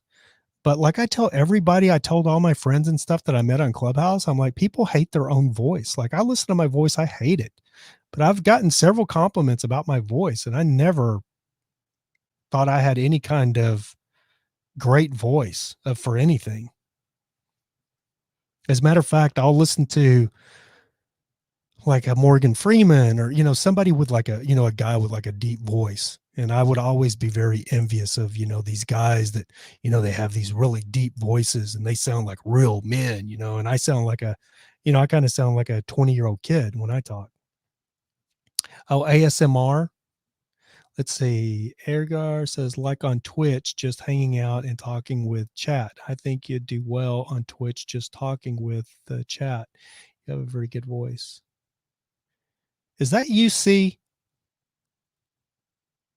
Oh yeah. Yeah. So this is being broadcast to Twitch right now, Aragar. If you want to check it out on Twitch, if you have a Twitch account, follow me on Twitch. I just posted my link. I'll post it again here. For some reason you can't just follow the link. I don't know why you can't just click on the link. But it's my link for Twitch is twitch.tv American Nomad. So this podcast, which is originated for YouTube, it is being simulcast to Facebook right now and to Twitch. I'm just not sure. It takes a lot of bit rate to run 3 different places. So yeah, it looks like I'm just pulled up Facebook. It looks like we're running okay on Facebook.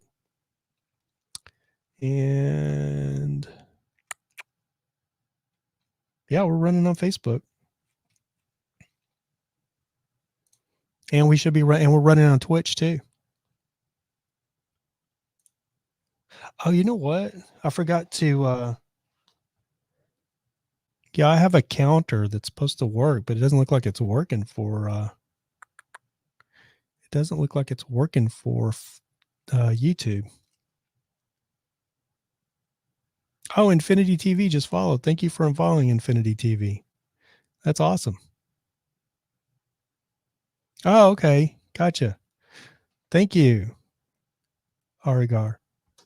Yeah, so I'll probably be doing some, things in just the just chatting Arigar, but I have put up a schedule on my Twitch page if you go to About Me, and I'm going to try to stick to that schedule, but I will be streaming, doing the talk show here for Twitch, but it'll be Monday, Wednesday, and Friday at 7 p.m. But it'll work on Twitch as well.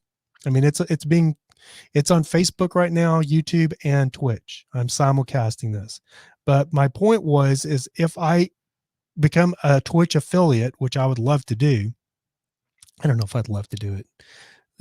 I don't know. I'm just trying to find an avenue to make some passive income, which I was making on this YouTube channel until I got demonetized. But I would, if you become an affiliate with Twitch, which I think you might know this, Infinity TV or Arigar, I think you might know this, that if you become a Twitch affiliate, you can't live stream to any other platform. You can't live stream on Facebook Gaming. You can't live stream on YouTube, only on Twitch. Are you an affiliate, Infinity TV? I know a lot of people are working for an affiliate, man. They're trying to get there on Twitch. It's very, very hard, which is funny. It's really, really hard to do on Twitch. And their affiliate requirements compared to like YouTube is nothing. Like you have to get 50 followers, and on YouTube you have to get 1,000, if I remember right, 1,000 or 1,500. Brooklyn Bulldog or Eve said, I just tried following on Twitch, but have to download the link. So it's downloading now. Okay. Thank you, Eve. And just so you guys know, Twitch has an app. So you, just like Facebook, Twitch has an app as well. So you can watch on your phone. Erigar says, I'm not, but I'm very familiar with it. I think you can get get it, honestly, but you'd be locked out of your other two networks. Yeah. But the thing about it is, I love gaming. I've got, I'm big into gaming. I've never really said much about that on my YouTube. But the thing I've struggled with so much with this YouTube channel is finding a niche. I started it out with my photography, and then I got so much hate from other photographers and stuff. I was like, I don't want to deal with this industry drama. So I stopped doing photography tips or talking about anything photography related, which was what I originally made this channel to be. It was just my name, Rav Holly Photography, and then I got so much negativity back from the community of photographers in general that I just stopped doing the photography thing. So then I started doing vlogging. When Casey Neistat made vlogging popular, I was like, well, I could do that too. Well, I'm not Casey Neistat, you know what I mean? So, and then I got into the van life and made it like a van life thing with Vagabond Days, and started another YouTube channel to do that, which now is Nomad News. And then, I fell out of doing Nomad News because I don't pay that much attention to the van life community anymore because of all the drama over there. So, it is what it is. And then I got into the political ranting, which I enjoyed doing that because I can get passionate about political stuff, but that is a road to nowhere these days as well. If you're not a big voice in politics, and you have people that really will sponsor you, because you're not going to make money being a political doing political commentary, unless you'll have people that'll like sponsor your Patreon or whatever, or you have actual like companies that are willing to sponsor you.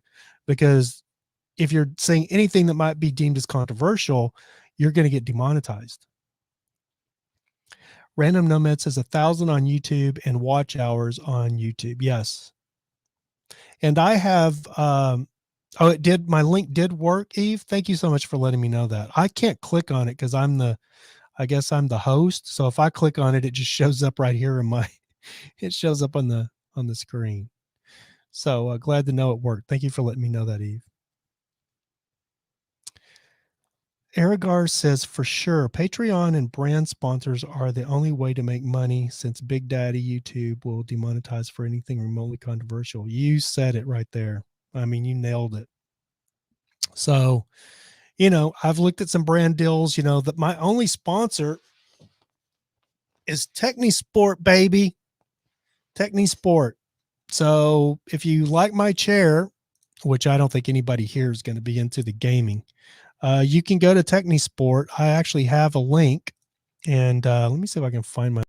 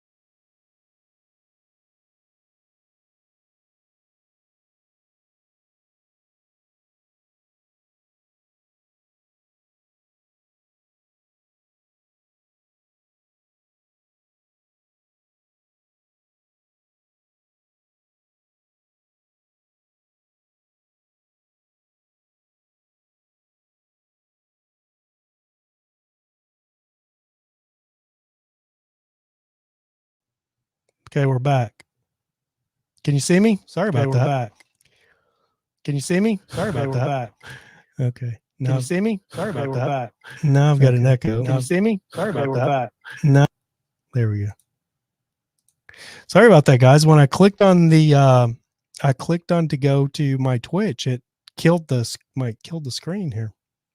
A bit of an echo. Okay, I got rid of the echo. Sorry about that, guys. That's what happens when you play around with buttons and you don't have a producer that's, like Joe Rogan's got Jamie that can do these things for you. And I'm sitting here trying to look stuff up. But anyway, I was going to put in my link, but it's freaking long as hell. It's supposed to be short. But anyway, TechniSport, there's the link. If if you click on that link and you use my code TechniSportRav, you can get a discount on a TechniSport chair. But I don't know that anybody wants one. But go check them out. They're pretty nice gaming chairs. I looked for a long time before I found the gaming chair I wanted.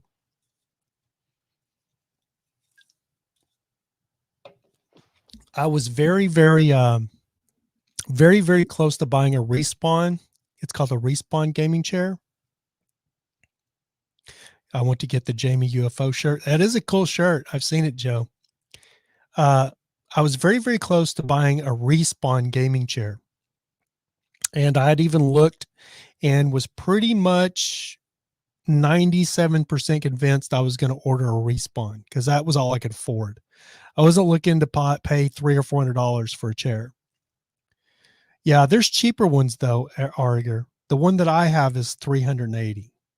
So, and that's what I'm saying. So Respawns you can get for 160, 150, 160 bucks, which was more my budget for finding a gaming chair. But fortunately, I got this chair for a discount. So I got it for $100. And I've just been promoting TechniSport ever since. And they gave me a influencer account so I can sign into their influencer thing. And yeah, so I love TechniSport because I love the chair. I mean, it was like the chair I wanted, but not the chair I could afford. Does that make sense? But that's been the great thing about having a podcast and this kind of thing, is because every now and then those kind of opportunities do present themselves. And the TechniSport has been one of my favorite. Literally been one of my favorite. And I even promote them on my stream on Twitch. But yeah, they can be expensive. But like I said, if you look at the front page, they have some cheaper ones.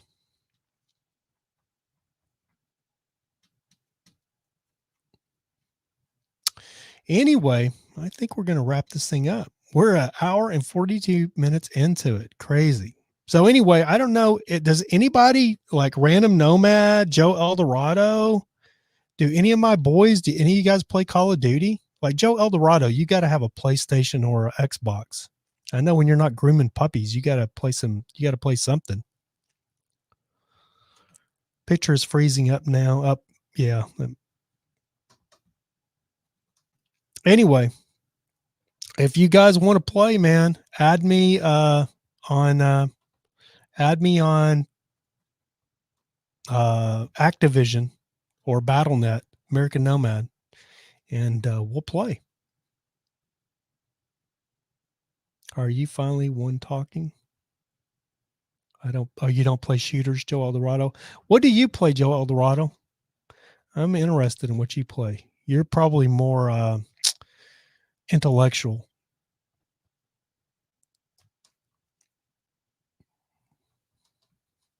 You play Dun? I've never even heard of that. Oh, you done play shooters? I don't know. Random Nomad says, I got a PS4, but not really into those because I'm not too good. I know, man, but that's the way you get good is you play. Practice makes perfect. Dude, I'm old as dirt, man, and I'm killing it on there now. Have you played Overwatch? I haven't, Ariger, but I'm looking for something else to play because I'm really into COD or Call of Duty. But I'm going to stream some Quake because I used to play Quake. Random Nomad, just so you know, buddy, it's free. If you want to download Warzone, if you have a PS4, Warzone's free.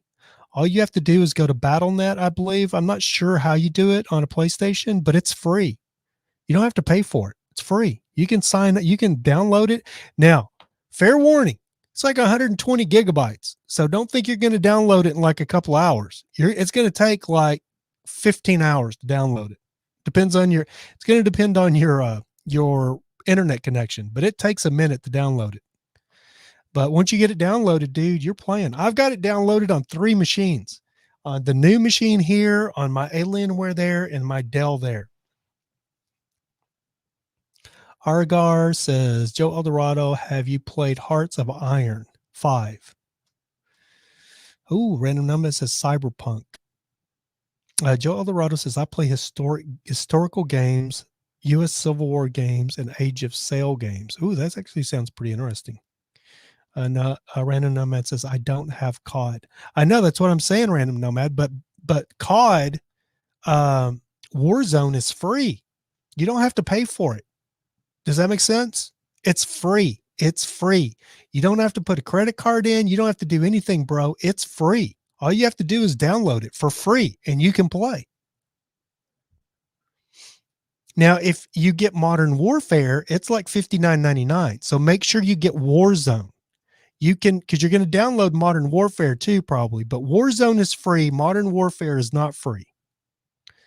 Argar says, I play PC. Is Warzone? Yes, Warzone is cross-play. So you can play Warzone. You can play Warzone on, I play with all different people. You can play with Warzone on Xbox, Warzone on PlayStation, and Warzone on PC. I play on PC. A lot of people that play Warzone, they play controller. Even guys on PC are playing controller. Now, the reason I got a PC to play Warzone is because I'm horrible on a controller. I'm terrible. But it's crazy because used to, back in the day, the controller, the mouse ruled the games. If you were on a mouse, people that were on controller didn't have a good chance against you. You had a big advantage. For some reason now, because Activision has programmed in this aim assist, if you're on a controller, you get aim assist. We don't get it on PC. So now the best players, some of the best players in the world are actually on controller. Like Z-Laner, he's a controller guy. Random Nomad says, cool. Is it in the PlayStation Store?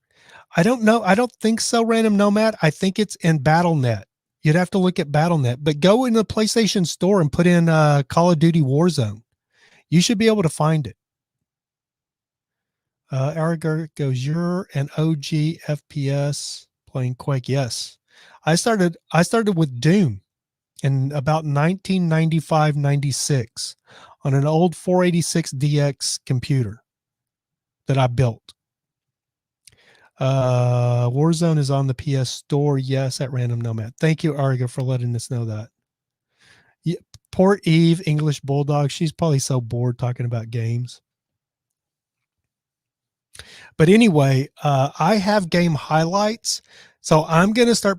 I have another channel. I'm going to start putting my game highlights on the other channel more than likely.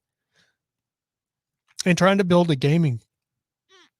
Trying to build a little gaming community. So if you guys want to play, we could actually play.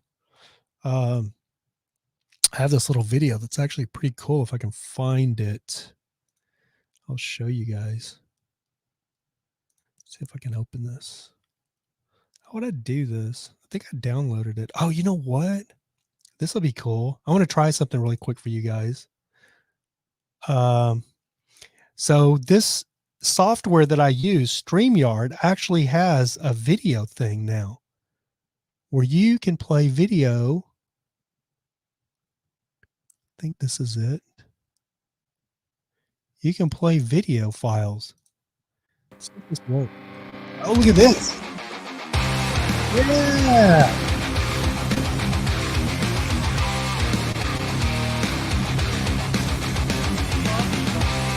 This is my highlight reel. My latest highlight reel.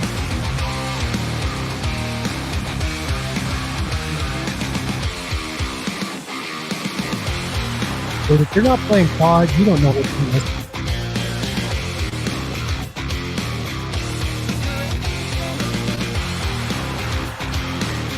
Coming up.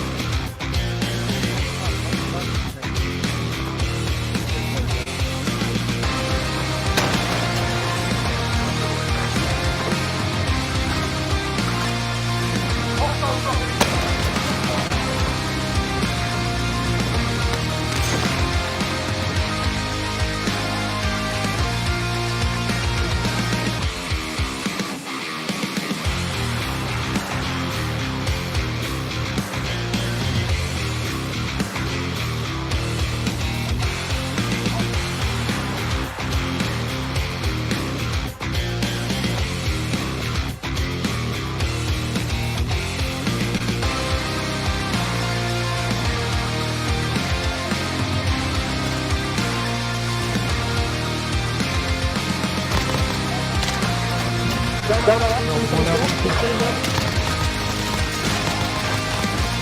it, I need help, man. I killed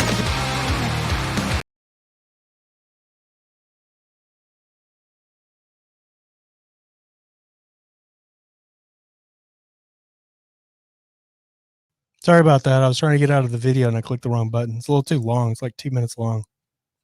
So I saw Eriger said the music was causing.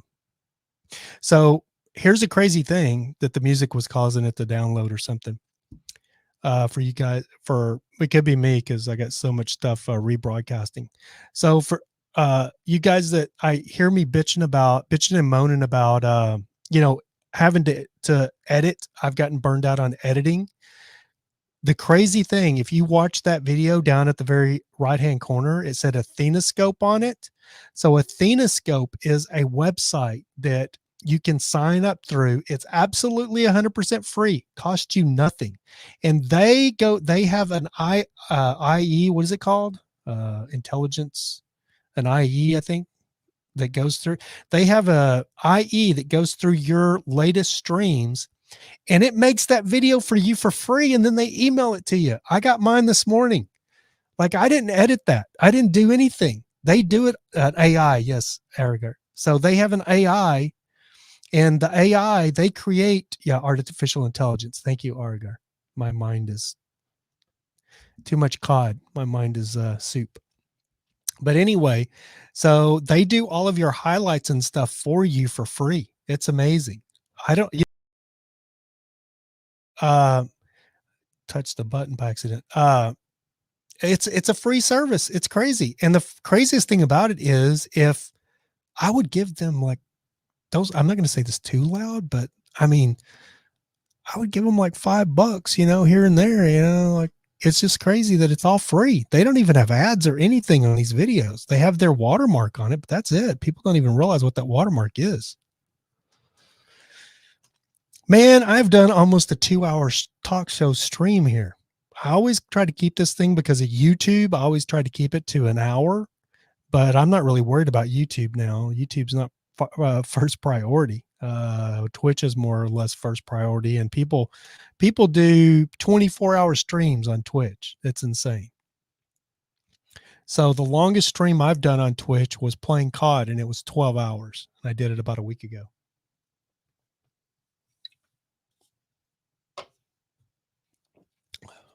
Erica goes, let's hope they keep it free. That service is God tier. Go for like 3, like Joe Rogan, right? On shrooms. If I had a guest, I actually would. If I had a guest, Random Nomad says, I'll stay here to the end. I appreciate that, buddy. Random Nomad, Joe Eldorado, Random Nomad, Aragar, I think you might be Cece, but I'm not sure. Brooklyn, English Bulldog, Matilda, who's not here, but she's one of the regulars. I've got like 5 of you guys that I really enjoy doing this show just because I get to talk to you guys. If it wasn't for you guys, I would not do this. I would not do this anymore. But I really enjoy it. I just, with the Rona thing that happened, like, I had all of these grandioso plans of, I fixed up the studio here to have people in the studio. I wanted to have people, on the show, have guests on the show and stuff. And I've just found that to be like an uphill battle, man. Like, I get very envious when I go to other podcasters' podcasts on YouTube, and they haven't been podcasting near as long as I have, and they have a different guest every week. Because there's been times when I've reached out continuously. Like, one girl, like, she contacted me. She contacted me because I didn't contact her because I thought she was probably too goody-goody to be on my podcast. She contacted me, said she wanted to be on the podcast. So I was so excited. And then she flaked. Didn't hear from her. And those kind of things, man, just really wear you down. Erica goes, I've been subscribed to you for years, but this is one of my first times joining your streams. I'm a newbie, but I'll be here often. Oh, Aria, thank you so much. That's really, that really makes me happy to read that. You made my day. Random Nomad says, now I got to go get Warzone. Yes, sir, bro. You got to get Warzone. Just The only thing I'll say about Warzone, or the one thing I will say about Warzone, like any other video game, is it's the same as Clubhouse. It's very time consuming and it's a waste. It's a lot of fun, but I mean, it is not productive time. But if you got free time and you don't want to, and you're looking for something to do instead of sitting around watching some bullshit on Netflix, I play Warzone. Joe Eldorado says, I listen to you and paint. I watch you on my TV and type through my phone. Oh, that's amazing. That's a good way of doing it, Joe. Eve, Brooklyn English Bulldog, says it's like just sitting around shooting the shit with your friends. Exactly. That is exactly right. Random Nomad says, and the mic. Yeah, you do need a mic. A lot of people, Random Nomad, play without a mic, but for those of us that play with a mic, it's so, what's the word? Annoying when none of your teammates have a mic. But you can play without a mic. You don't have to have one. But if you get a little headset, you can get like a little $20 headset off of Amazon or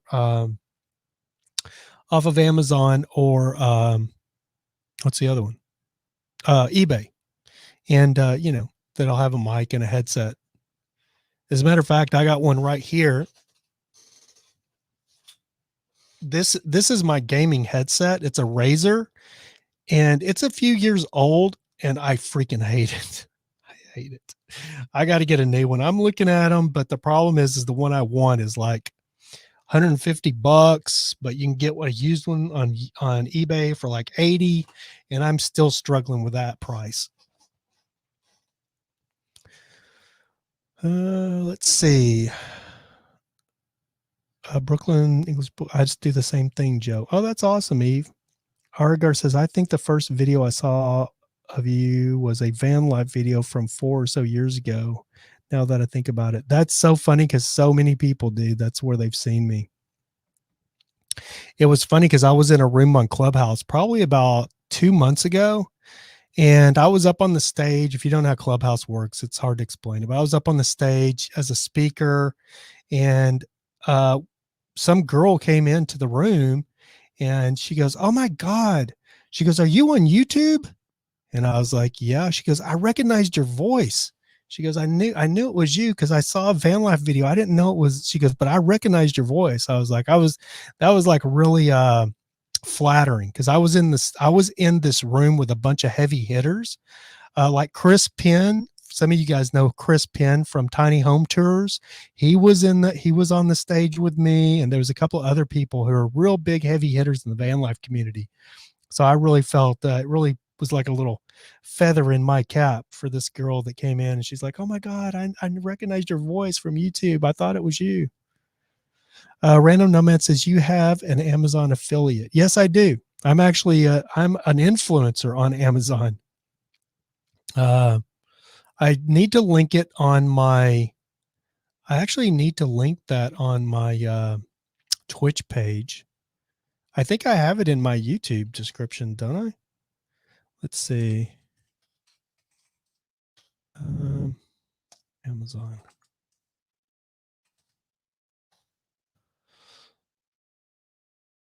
Let's see if we can pull it up. Yeah, here it is right here. I'll drop a link. So that's my biggest problem is I set all this stuff up and then I don't do that great a job of promoting it or linking it in my, description and stuff like that. Like most people don't even know. I've had an Amazon shop, not for like a year. I've had one for like 3 or 4 years since like 2015. And I used to make a really good living off Amazon affiliate linking. Back when I lived in Joshua Tree. If you look back at this, if you look back at my videos, you'll see where I was doing like mountaineering, like I was unboxing like backpacks and ice axes and all of this stuff for mountaineering. Those videos did so well. The problem is I was buying all that stuff. You know what I mean? I was buying it because I was going to use it, that I was using it, but it cost a lot of money, but I made videos off of it that did very well. Brooklyn English Bulldog Eve says, I didn't know that, Rav. I'd use your Amazon affiliate.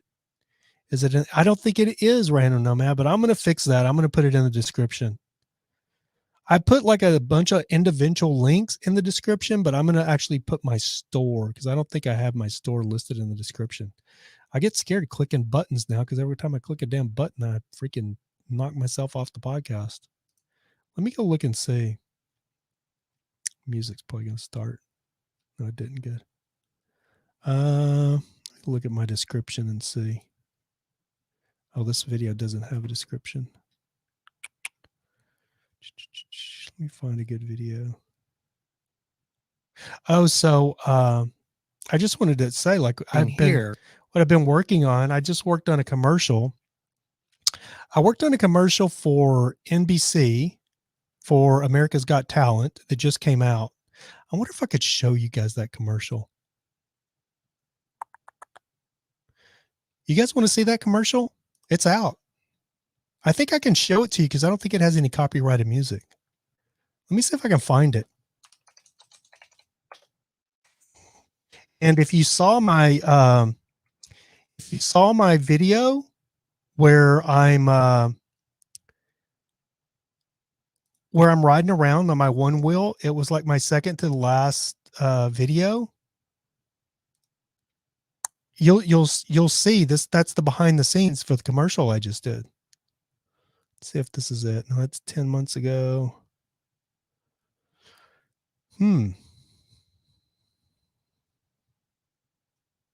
Where is it? I mean, it just came out like a few days ago. That says 10 months ago, so that can't be it.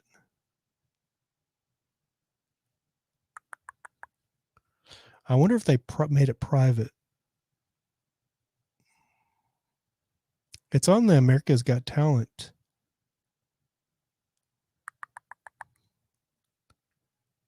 Let me see. Don't see it. I looked it up the other day. It was on here.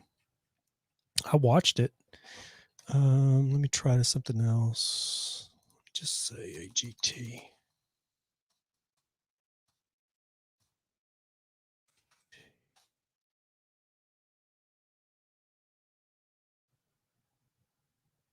Not finding it. Well, that sucks.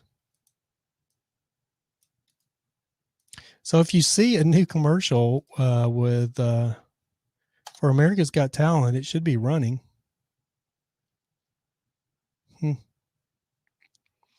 Man, that sucks. I was actually going to download it, which I guess I should have, right?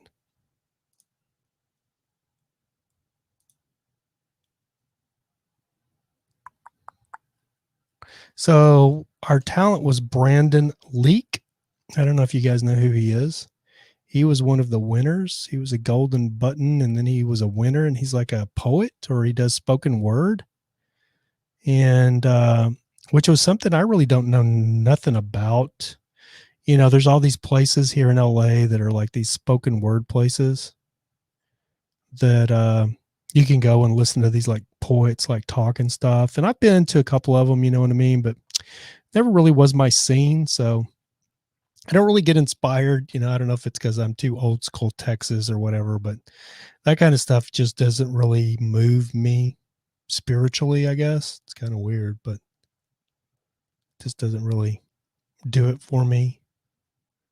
I've been like at these little spoken word cafes and stuff with friends, and they're just like enamored by the dude on stage, like doing like their spoken word poetry, and I'm just like, can I get another beer? But anyway, this kid Brandon Leak, who I'd never even heard of, this kid is, I mean, he's not a kid. He's a kid to me. He's married, got kids of his own, I think. He's 20 something years old, but he won America's Got Talent with spoken word. But I just want to say that he was my talent. He was the only one I had to take care of. I was the assistant director, so it was my job to take care of him, to get him to the stage and everywhere he needed to go. And he was the most down to earth, just an all around good guy. I mean, he's a black kid from Stockton. Oh, from Stockton originally, I think is where he said he's from originally. But man, what an absolutely humble, great young man he is. I mean, he is really he's just a good guy. Just a good-hearted guy. I didn't have any diva stuff out of him. Like, we were shooting out in that stadium all night. It was cold. It was kind of miserable at times. And he kept having to repeat these things over and over from the director, which I was getting annoyed with it. And I was just standing around watching, and I could see he was having to do these different things for the commercial, like just repeat the same process like 10 or 15 times. The director say, okay, let's go again. Okay, let's do that again. Let's do that one more time. Okay, let's go one more time. Okay, we're going to do that again. Okay, do that again. Let's do that again. And I'm just going, oh my God, you know what I mean? And you could see that he was getting frustrated with it, but every time the cameras rolled, he was just right on point, man. And he just really was he's a really humble, good kid. And I'm glad it was somebody like him that won America's Got Talent. That, I hope he goes a long way in his career. Random Nomad says, yum beer. Brooklyn Eve says, the one you weren't wearing your helmet. Yes, that's the one. I wasn't wearing my helmet.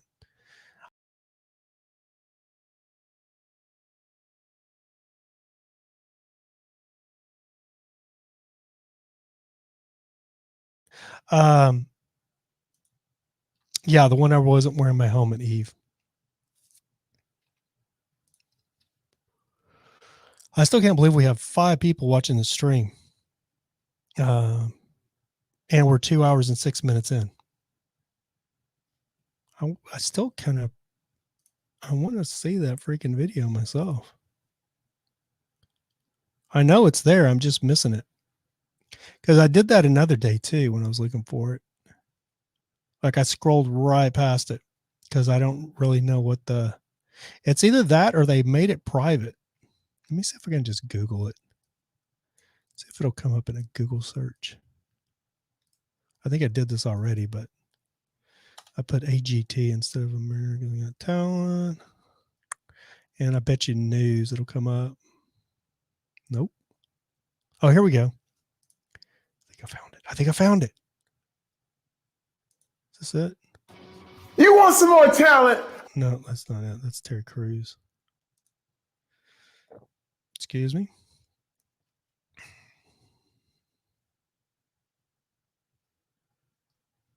If I go to news, maybe. Oh, here we go. Let's see if this is it. I mean, it's a promo video. Why in the hell would they make it private? I mean, it's really a promo video. So I don't know why it's private. I found it. Great success. Oh no, it's on the people though. I don't know how I share this. Let's see. How am I going to do this? I know it can be done though. Oh, okay. I got it. I'll do it like this. Okay. I figured it out, people. I told you I would. I told you I'd figure it out. Okay. So now I'm going to go do a share screen. Share screen. Share. And share. Okay. And now we will pull up the video. And it's on People Magazine's website. And it's not loading. This one, there it comes. Can you hear it? I don't hear anything. Oh God. I just clicked a commercial by accident. Every day, don't you think, man? Do you need? Well, that's a freaking commercial. That's a commercial for the commercial. All the dream. Okay, this is it. The winner. Hopes of large stages, roaring audiences, spot, lights, camera, action. The aspiration to be the main attraction. No matter the talent, either conventional or downright absurd. Well, that didn't work out too well.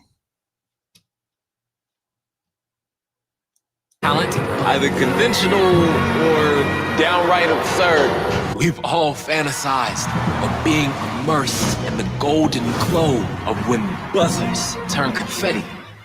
But the idea of the panel's judging eye will make one question. Can I fill these shoes? And the answer is a resounding yes. Because what lies on this stage is the opportunity to turn crowds into thunder, opportunity into destiny, to take your talent and show the world America's got talent. Yes. Bow chicka wow wow. You could take your. All right, I got it to work. And there we go. Yeah, so I was assistant director on that commercial. Came out pretty good. I don't do a whole lot of commercials. I just, Random Nomad says, you shot that in Pasadena, didn't you? You know what, Random Nomad? I saw your freaking comment, dude. I saw it today. I saw it the other day and I forgot to answer it. That was not the Rose Bowl. That was the Los Angeles Municipal Coliseum, which is right over by USC, the college. That's where the Trojans play. The USC Trojans. And a lot of people get that confused, and I'm one of them. When I saw it was at the Coliseum, I was thinking the Rose Bowl in Pasadena. And then I was looking at my directions to get there, and I'm like, what? That's like almost downtown LA. And then I realized, oh, yeah, I forgot. It's the Los Angeles Municipal Coliseum, which is right by the University of Southern California, which is right off the 110 freeway. Is it the 110? No, it's not the 110. It's the, God, I don't know. I'd have to look at a map. But anyway, yeah, it's right over by USC, by Figueroa. And you want to hear something crazy? I'll jump into this story really quick. Is so the day after we got through filming that commercial, we were out there for 2 nights. And I just did a Instagram story. If you guys don't follow me on Instagram, I was railing on my Instagram stories the other day because I got my check from that commercial. That was a 2-night shoot. The government, they took out, federal and state, they took out $242. I believe it was $242 was my deductions for 2 nights, for 2-night shoot. Yeah, gotta love it. So I was bitching about that on my Instagram stories. But anyway, we shot that at USC, and then I'm here in Fullerton. Crazy ass thing happened the day after we got through shooting that video. Some madman here in LA went on a rampage and was killing people right over there, exactly where we were shooting the commercial. Me and my buddy John, who was the first assistant director, I was the second assistant director. We went out and grabbed a drink, and then we would get coffee and stuff like that. This madman went to the Starbucks and shot and killed this guy in the driveway of the Starbucks. He left there, drove downtown to downtown LA, and killed an Asian dude who was an Uber driver. And then the Los Angeles police spotted him, and they chased him from downtown LA, from over there where we shot the commercial, to right here on like it's like Rose Avenue or Rose, I can't think of the Raymond Avenue, which is right here. It's like a half a mile. It's not even a half a mile. It's right here. They killed him right here on the 91 freeway, right here. I could get on my one wheel and ride to right where they killed him in 5 minutes. It's right here. You could almost throw a football and hit it. It's right here. It's so crazy that exactly where we were shooting the commercial, all the way over by USC, is where he started his rampage, and then they ended it right here. He literally followed me, the same footsteps that I took. Blew my mind. I woke up like the next morning. I'll pull up that news story for you guys. I mean, it's been a week ago now. I was going to talk about it. I thought about doing a podcast about it. LA shooting. If that'll bring it up. Oh my God. No, there's been too many LA shootings these days. Oh my God, there's one from 12 hours, 13 hours, and it's not the one. This one's Hollywood shooting, 1 dead, 3 others wounded. Let me put USC maybe. USC. Yes. So here we go. So let me do a screen share for you guys. Oh, such a moron, dude. On the wrong screen.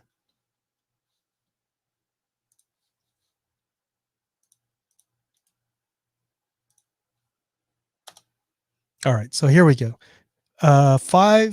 Five shootings, 2 deaths in LA tied to gunmen later killed in Fullerton shootout, police say. Yes. But this dude started his rampage right by you.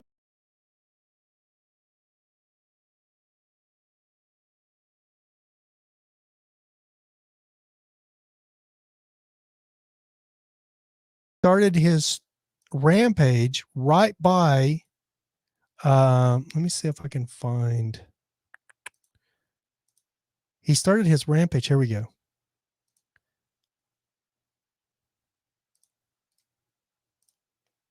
He literally started his rampage right by where we were at, where we were shooting the commercial. And it was so weird because I got back here to Fullerton to my office, and then woke up like the next morning to find out that I was reading it and I was like, what? And push the limits of your home. See if I can mute this commercial. So we'll watch this now, and it's literally going to show like he was right here, like where I was. But did anybody hear about this shooting?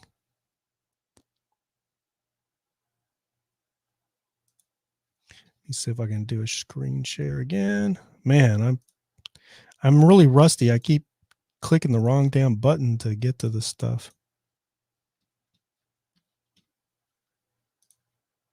Now I've got it. Between two groups. Breaking news near USC. A shootout between two groups break out in the middle of the street. At one point, police show up and at least one officer opened fire. Let's get more on this with NBC4's McCall. Wait, this is not the shooting. Live in Exposition Park, where he just got an update from detectives. Matt, good morning. Maybe it is.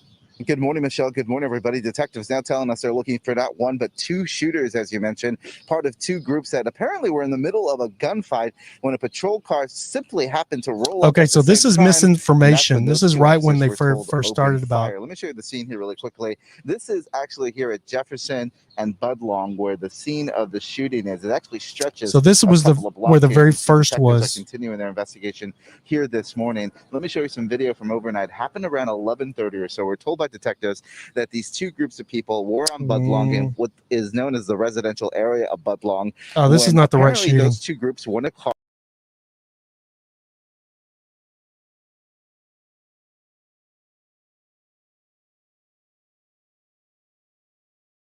That's not the right shooting. That just goes to show you how many freaking shootings we're having right now. Eve says, I think I live in a bubble. Yeah. So anyway, we're gonna end it. We're almost at 2.5 hours. I had a really great back broadcast, but I think we're gonna end it. But anyway, yeah. So this crazy rampage dude, they had some great video of chasing him and stuff. That's what I wanted to find, but I put in LA shooting and there's too many coming up. Let's see.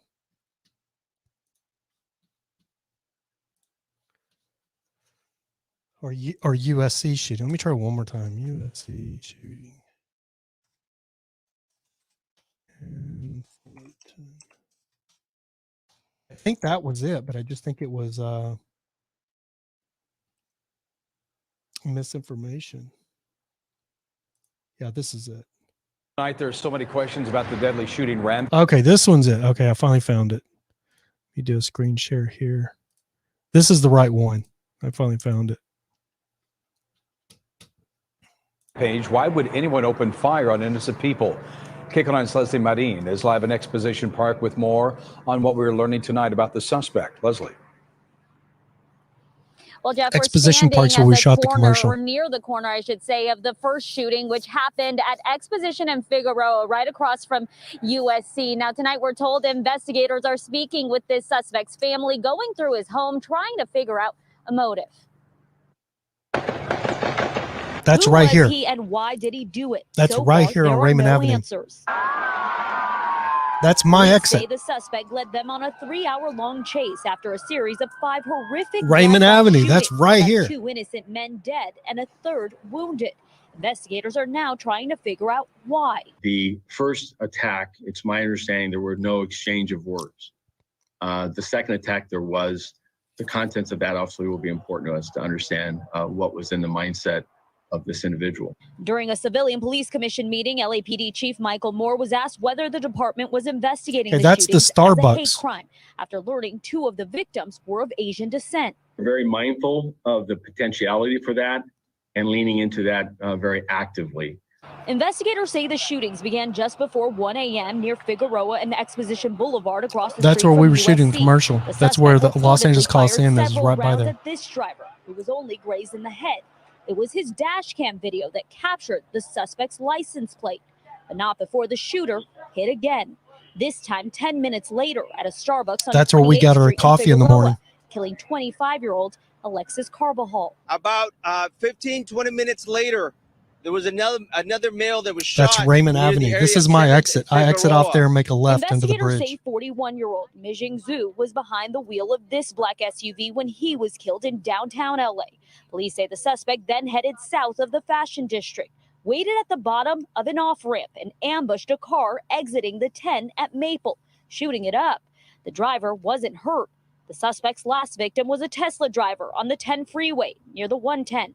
The bullet hit the car. The driver was okay. The suspect then led police on a pursuit down the 10, 60, and the 57. He stopped on the 91 in Anaheim. Armored trucks blocked him in. Tear gas was used. Police say the suspect then fired at them, a SWAT officer firing back and killing him. Well, as of tonight, LAPD investigators have yet to release that suspect's name, only telling us earlier today that he's a man in his 40s, possibly 50s. Very limited information on that suspect coming from police tonight. Reporting live, Leslie Manin, KCAL 9 News. Back to you guys in studio. So, yeah, there you go. So weird. I mean, I woke up and I was like, what? I mean, literally everywhere we were, from where we were shooting the commercial at USC, we were all around that area when we weren't working. That's the area that we were at because we were going to those businesses. That Starbucks, I've been to that Starbucks many, many, many, many times. And he shot and killed that guy in the drive-thru of the Starbucks. It ended in, they said Anaheim, but I guess it is Anaheim, but it's borderline Fullerton. But I think it was actually in Fullerton that it ended. They said Anaheim, but I actually think that's Fullerton right there. But it's the border of Fullerton and Anaheim. But that exit, Raymond Avenue, when I'm coming to Fullerton, I exit off Raymond Avenue and then I go left back underneath the bridge. So it was crazy. And the craziest thing about this is I asking people about it, like what they thought about the this shooting and stuff. Nobody even knows it happened. That's one reason I'm talking about it. Nobody even knows this shit happened. Like nobody knows that this crazy rampage, this guy was just going around shooting, killing people in their cars. Like he shot the Asian dude in Exposition Park, which is where we were filming the commercial. Exposition Park is this big park at USC, and that's where the Los Angeles Coliseum, it's all of this little USC things for the University of Southern California. And then, so he went from there and then down Figueroa. It's called the Figueroa Corridor. There's like all of these businesses and stuff that stay open late. So when I was van lifing in LA all of the time, that area, when the weather was nice, was one of my areas I would stay in because all of those businesses over there stay open late for the college kids. Like the Starbucks closes at like 12:30 or 1:30. I think when the kids are having tests and like having finals and stuff, the Starbucks stays open till like 1:30 in the morning. There's 24-hour restaurants. There's like a 24-hour burger place over there, which you don't get anywhere else in LA. So I enjoy that little spot over there. And then also like 4 years ago, I worked on a show called Veep with Juliet Lewis-Dreyfus from Seinfeld. It was her show, and we shot at the Gellin Center, which is where the USC basketball team plays. So I stayed over there. That's where I initially found that area, because I never really went over into the USC area. That's initially where I found that area. The Trojans USC, yes, Random Nomad. And the funny thing is when I was staying over in that area this last time, I started to get out and do like some vlogging around that area, because you could not believe like how like it's right by the USC campus, how like dangerous and dilapidated that area is. It's crazy. Like there's a middle school right there in the middle of this area that I was walking around and checking out, and it's got like 20-foot chain link fences all around the school. You'd think it was a prison if it didn't say middle school on the sign out in front of it. You'd think it was some kind of like detention center. Anyway, guys, we are 2 hours and 30 minutes into this podcast. So we're going to jump off here. If anybody wants to come watch me play Warzone, I'll probably be on in an hour or so. I'm going to finish my veggie bowl and then probably jump on some gaming streaming on Twitch. But if you've had your fill of me, I totally understand, because I've had my fill of me too today. Random Nomad said, kind of like Dinkytown here in Minnesota, University of Minnesota campus. Yes. You know, I've been, I don't remember a whole lot about Dinkytown. I remember being in that area. I used to work a lot, Random Nomad, back in the 90s in the Twin Cities, from Minneapolis to St. Paul.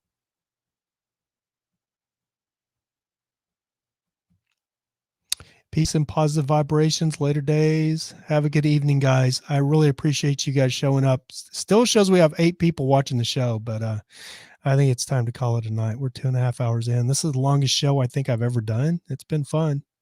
I enjoyed it. At the first hour just goes by so quick. I understand why Joe Rogan does like a 3-hour podcast. If I had guests all the time, I think I might push 3 hours, but 2.5 is a long one. But anyway, guys, I don't even have my let me see, my outro or anything queued up tonight. So we'll just have to say thanks, guys, so much for stopping in, and keep looking up, because that's where it all is. Good night, guys. Have a great night, and we will see you next podcast. Bow chicka wow wow.